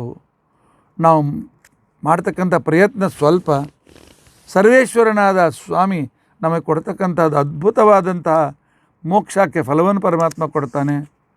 ಇದಕ್ಕಿಂತ ಮತ್ತೇನು ಬೇಕು? ಇದಕ್ಕಿಂತ ಹೆಚ್ಚಿನ ವಿಶೇಷತೆ ಏನು ಬೇಕು? ಈ ವಿಚಾರವನ್ನು ಆಚಾರ್ಯರು ಐತರೇಯ ಉಪನಿಷತ್ನಲ್ಲಿ ಬಹಳ ವಿಸ್ತಾರವಾಗಿ ತಿಳಿಸಿಕೊಟ್ಟಿದ್ದಾರೆ. ಐತರೇಯದಲ್ಲಿ ಬಂದಿರತಕ್ಕಂತಹ ಆ ವಿಸ್ತೃತ ವಿಚಾರಗಳು ಮತ್ತು ಈ ಶ್ಲೋಕವನ್ನು ನಾಗಪತ್ನಿಯರ ಪ್ರಾರ್ಥನೆ, ಗೋಪಿಕೆಯರ ಪ್ರಾರ್ಥನೆಗೆ ಹೊಂದಿಸಿ ಆ ಭಗವಂತನ ವಿಚಿತ್ರ ಮಹಿಮೆಗಳನ್ನು, ಶ್ರೀಕೃಷ್ಣನ ಮಹಿಮೆಯನ್ನು ಹೇಳಿ ಸತ್ಯಧರ್ಮರ ಆ ವಿಚಾರಗಳು, ಅವುಗಳನ್ನು ಪ್ರಾರಂಭ ಮಾಡಿದರೆ ಮತ್ತೆ ಇನ್ನೊಂದು 3/4 ಗಂಟೆ ಬೇಕು. ಅದಕ್ಕೋಸ್ಕರ ಆ 2 ವಿಚಾರಗಳನ್ನು, ಐತರೇಯ ಉಪನಿಷತ್ನಲ್ಲಿ ಬಂದ ಈ ಶ್ಲೋಕದ ಅರ್ಥ, ಆನಂತರ ಪಂಚವಿಧ ಭೇದ, ಆ ಜ್ಞಾನದ ಫಲ, ಆನಂತರ ಕೃಷ್ಣ ಪರವಾಗಿರ್ತಕ್ಕಂತಹ 2 ಥರದ ಅರ್ಥಗಳು, ಇವುಗಳನ್ನು ನಾವು ನಾಳಿನ ದಿವಸ ತಿಳಿದುಕೊಳ್ಳಿಕ್ಕೆ ಪ್ರಯತ್ನಿಸೋಣ. ಈಗಾಗಲೇ 1 ತಾಸಿನ ಮೇಲೆ ಸಮಯ ಆಗಿದೆ. ಬಹಳ ಪರೀಕ್ಷೆ ಮಾಡೋದು ಸರಿಯಲ್ಲ ಅಂತ ತಿಳ್ಕೊಂಡಂತೇಳಿ ನಾಳೆ ತಿಳಿದುಕೊಳ್ಳಿಕ್ಕೆ ಪ್ರಯತ್ನಿಸೋಣ. ಇತಿ ಅದ್ಯ ಕಥಾ ಪ್ರಸಕ್ತಿಗೆ. ಒಟ್ಟು ಇವತ್ತಿನ ನಾವು ತಿಳಿದಿರತಕ್ಕಂಥ ಭಾಗದ ಅರ್ಥ, ಪರಮಾತ್ಮನೇ ನಮ್ಮ ತಂದೆ, ಪರಮಾತ್ಮನೇ ನಮಗೆ ಪಾಲನೆ ಮಾಡ್ತಕ್ಕಂಥವನು, ಪರಮಾತ್ಮನೇ ನಮ್ಮನ್ನು ಸೃಷ್ಟಿಸಿದ ವ್ಯಕ್ತಿ. ಇಂಥ ಪರಮಾತ್ಮ ಆನಂದಪೂರ್ಣನು, ಸರ್ವೋತ್ತಮನೂ ಆಗಿದ್ದಾನೆ ಅಂತ ಅನ್ನುವ ವಿವೇಕವುಳ್ಳ ವ್ಯಕ್ತಿಗಳು ತಿಳಿದುಕೊಳ್ತಾರೆ. ವಿವೇಕ ಇದ್ದ ವ್ಯಕ್ತಿಗಳು ಅದನ್ನು ತಿಳಿದುಕೊಂಡು ಆ ಪರಮಾತ್ಮ ಅನುಗ್ರಹಕ್ಕೆ ಪಾತ್ರರಾಗ್ತಾರೆ. ಎಲ್ಲ ದೇವತೆಗಳ ಹೆಸರು ಭಗವಂತನ ಹೆಸರುಗಳೇ. ಅವರಿಟ್ಕೊಂಡು ಅಜ್ಜನ ಮುತ್ತಜ್ಜನ ಹೆಸರನ್ನು ಇಟ್ಟುಕೊಳ್ಳುವಂತೆ ದೇವತೆಗಳು ಇಟ್ಟುಕೊಂಡಿದ್ದಾರೆ. ಈ ವಿಚಾರವನ್ನು ಪರಮಾತ್ಮನ ಇಚ್ಛೆಯಿಂದ ಅನುಗ್ರಹ ಪಡೆದರು ತಿಳ್ಕೊಳ್ತಾರೆ. ಪರಮಾತ್ಮನ ಅನುಗ್ರಹ ಪಡೆದ ವ್ಯಕ್ತಿಗಳಿಗೆ ಪರಮಾತ್ಮನಿಗೂ ತಮಗೂ ಇರುವ ಭೇದದ ಜ್ಞಾನ ನಿಶ್ಚಿತವಾಗಿಯೂ ಆಗ್ತದೆ. ನಿಶ್ಚಿತವಾಗಿ ಆಗಿ ವೇದಾದಿಗಳ ಶಾಸ್ತ್ರದ ಮುಖಾಂತರ ಇನ್ನೂ ವಿಶೇಷವಾಗಿ ಪರಮಾತ್ಮನ ಜ್ಞಾನವನ್ನು ಸಂಪಾದನೆ ಮಾಡ್ತಾರೆ. ಸಂಪಾದನೆ ಮಾಡಿರ್ತಕ್ಕಂಥ ಅವರಿಗೆ ಭಕ್ತಿಯನ್ನು ಕೊಟ್ಟು ಪರಮಾತ್ಮ ಮುಕ್ತಿಗೆ ಕರೆದುಕೊಂಡು ಹೋಗ್ತಿ ಪುನಃ ಅವರಿಗೆ ಜನ್ಮಕ್ಕೆ ತರೋದಿಲ್ಲ ಅನ್ನುವ ಸಾಮಾನ್ಯವಾದ ಅರ್ಥ, ಅಂದರೆ ತಾತ್ಪರ್ಯಾರ್ಥವಾಗಿರ್ತಕ್ಕಂಥ ಇವತ್ತಿನ ಎಲ್ಲ ವಿವರಣೆಯ ಅರ್ಥ ಇಷ್ಟ ಆಗ್ತದೆ. ಹೀಗಾಗಿ ಈ ಶ್ಲೋಕದ 3 ಪ್ರಮೇಯಗಳು: ಸಕಲ ಶಬ್ದಗಳಿಂದ ವಾಚ್ಯ ಶ್ರೀಹರಿಯೇ ಆಗಿದ್ದಾನೆ, ಸರ್ವಶ್ರೇಷ್ಠನಾದ್ದರಿಂದಾಗಿ ಉಳಿದರೆಲ್ಲರಿಗಿಂತಲೂ ಭಿನ್ನನಾಗಿದ್ದಾನೆ. ಪರಮಾತ್ಮನ ಈ ಭೇದಜ್ಞಾನವನ್ನು ಪರಮಾತ್ಮ ಜೀವ ಪರಮಾತ್ಮ ಭೇದ, ಜೀವ ಭೇದ, ಜಡ ಪರಮಾತ್ಮ ಭೇದ, ಜಡ ಭೇದ, ಜಡ ಜೀವ ಭೇದವನ್ನು ಈ ರೀತಿಯಾಗಿ ಯಾರು ತಿಳಿದುಕೊಳ್ತಾರೆ ಅವರಿಗೆ ಪರಮಾತ್ಮ ಪುನಃ ಸಂಸಾರಕ್ಕೆ ಕರೆದುಕೊಂಡು ಬರೋದಿಲ್ಲ, ಅವರಿಗೆ ಉತ್ತಮವಾಗಿರ್ತಕ್ಕಂಥ ಗತಿಯನ್ನು ಕೊಡ್ತಾನೆ ಅನ್ನುವ 3 ವಿಚಾರ ಈ ಶ್ಲೋಕದಲ್ಲಿ ಬಂದಿವೆ. ಇನ್ನು ಐತರೇಯದಲ್ಲಿ ಬಂದ ಈ ಶ್ಲೋಕದ ವಿವರಣೆ ಮತ್ತು ಕೃಷ್ಣ ಪರವಾದ ಅರ್ಥವನ್ನು ನಾಳೆ ತಿಳಿದುಕೊಳ್ಳಿಕ್ಕೆ ಪ್ರಯತ್ನಿಸೋಣ. ಇತಿ ಅದ್ಯ ಕಥಾ ಪ್ರಸಕ್ತಿ. ಹರೇ ರಾಮ ರಾಮ ರಾಮ ಹರೇ ಹರೇ, ಹರೇ ಕೃಷ್ಣ ಕೃಷ್ಣ ಕೃಷ್ಣ ಹರೇ ಹರೇ. ಹರೇ ರಾಮ ರಾಮ ರಾಮ ಹರೇ ಹರೇ, ಹರೇ ಕೃಷ್ಣ ಕೃಷ್ಣ ಕೃಷ್ಣ ಹರೇ ಹರೇ. ಹರೇ ರಾಮ ರಾಮ ರಾಮ ಹರೇ ಹರೇ, ಹರೇ ಕೃಷ್ಣ ಕೃಷ್ಣ ಕೃಷ್ಣ ಹರೇ ಹರೇ. ಹರೇ ರಾಮ ರಾಮ ರಾಮ ಹರೇ ಹರೇ, ಹರೇ ಕೃಷ್ಣ ಕೃಷ್ಣ ಕೃಷ್ಣ ಹರೇ ಹರೇ. ಉಗ್ರಂ ವೀರಂ ಮಹಾವಿಷ್ಣುಂ ಜ್ವಲಂತಂ ಸರ್ವತೋಮುಖಂ ನೃಸಿಂಹಂ ಭೀಷಣಂ ಭದ್ರಂ ಮೃತ್ಯುಮೃತ್ಯುಂ ನಮಾಮ್ಯಹಂ. ಅಚ್ಯುತಾನಂತ ಗೋವಿಂದ ಸ್ಮೃತಿ ಮಾತ್ರಾರ್ತಿನಾಶನ ರೋಗಾನ್ಮೇ ನಾಶಯಾಶೇಷಾನ್ ಆಶು ಧನ್ವಂತರೇ ಹರೇ. ಅಚ್ಯುತಾನಂತ ಗೋವಿಂದ ನಾಮೋಚ್ಚಾರಣ ಭೇಟಜಾತ್ ನಶ್ಯಂತೆ ಸಕಲಾರೋಗಾಃ ಸತ್ಯಂ ಸತ್ಯಂ ವದಾಮ್ಯಹಂ. ಅಚ್ಯುತಾನಂತ ಗೋವಿಂದ ಪ್ರಣತಾಮಾರ್ತ್ಯನಾಶನ ರೋಗಾನ್ಮೇ ನಾಶಯಾಶೇಷಾನ್ ಆಶು ಧನ್ವಂತರೇ ಹರೇ. ಕಾಲಕೂಟ ವಿಷ ಕುಡಿಯೋದರಿಂದ ಮೂರ್ಛೆ ಹೊಂದಿದ ರುದ್ರದೇವರು ತಮ್ಮ ಕಂಠದಲ್ಲಿ ವಿಷ ಸಿಕ್ಕು ಕಂಠ ನೀಲಿಯಾಗಿರ್ತಕ್ಕಂಥ ಸಂದರ್ಭದಲ್ಲಿ ಆಗ ರುದ್ರದೇವರು ಅಚ್ಯುತಾನಂತ ಗೋವಿಂದ ಈ ನಾಮದ ಉಪಾಸನೆಯನ್ನು ಮಾಡಿ ಆ ವಿಷದ ಬಾಧೆಯಿಂದ ಮುಕ್ತರಾಗಿದ್ದಾರೆ. ಕಾಲಕೂಟ ವಿಷದ ಬಾಧೆಯಿಂದ ಮುಕ್ತರಾಗಿರ್ತಕ್ಕಂಥ ಸಂದರ್ಭ ಇರುವಾಗ ಈ ಕೊರೋನಾ ಅಂತಕೊಂಡಿರ್ತಕ್ಕಂಥ ಒಂದು ವಿಷಾಣುವನ್ನು ವೈರಸ್ ಅಂತಾನೆ ಏನಂತೀರನ್ರಿ, ಇದು ಅಚ್ಯುತಾನಂತ ಗೋವಿಂದ ಅಂತಕ್ಕಂಥವರಿಗೆ ಏನು ಮಾಡಲಿಕ್ಕೆ ಸಮರ್ಥವಿಲ್ಲ, ಮಾಡೋದಿಲ್ಲ ಅನ್ನೋ ವಿಶ್ವಾಸದಿಂದ ದಿನಾಲು ಅಚ್ಯುತಾನಂತ ಗೋವಿಂದ ಅಂತ ನಾವು ಭಗವಂತ ಅನುಗ್ರಹವನ್ನು ಪಡೆಯೋಣ. ನರಸಿಂಹ ನರಸಿಂಹ ನರಸಿಂಹ ನರಸಿಂಹ. ಶ್ರೀಕೃಷ್ಣಾರ್ಪಣಮಸ್ತು.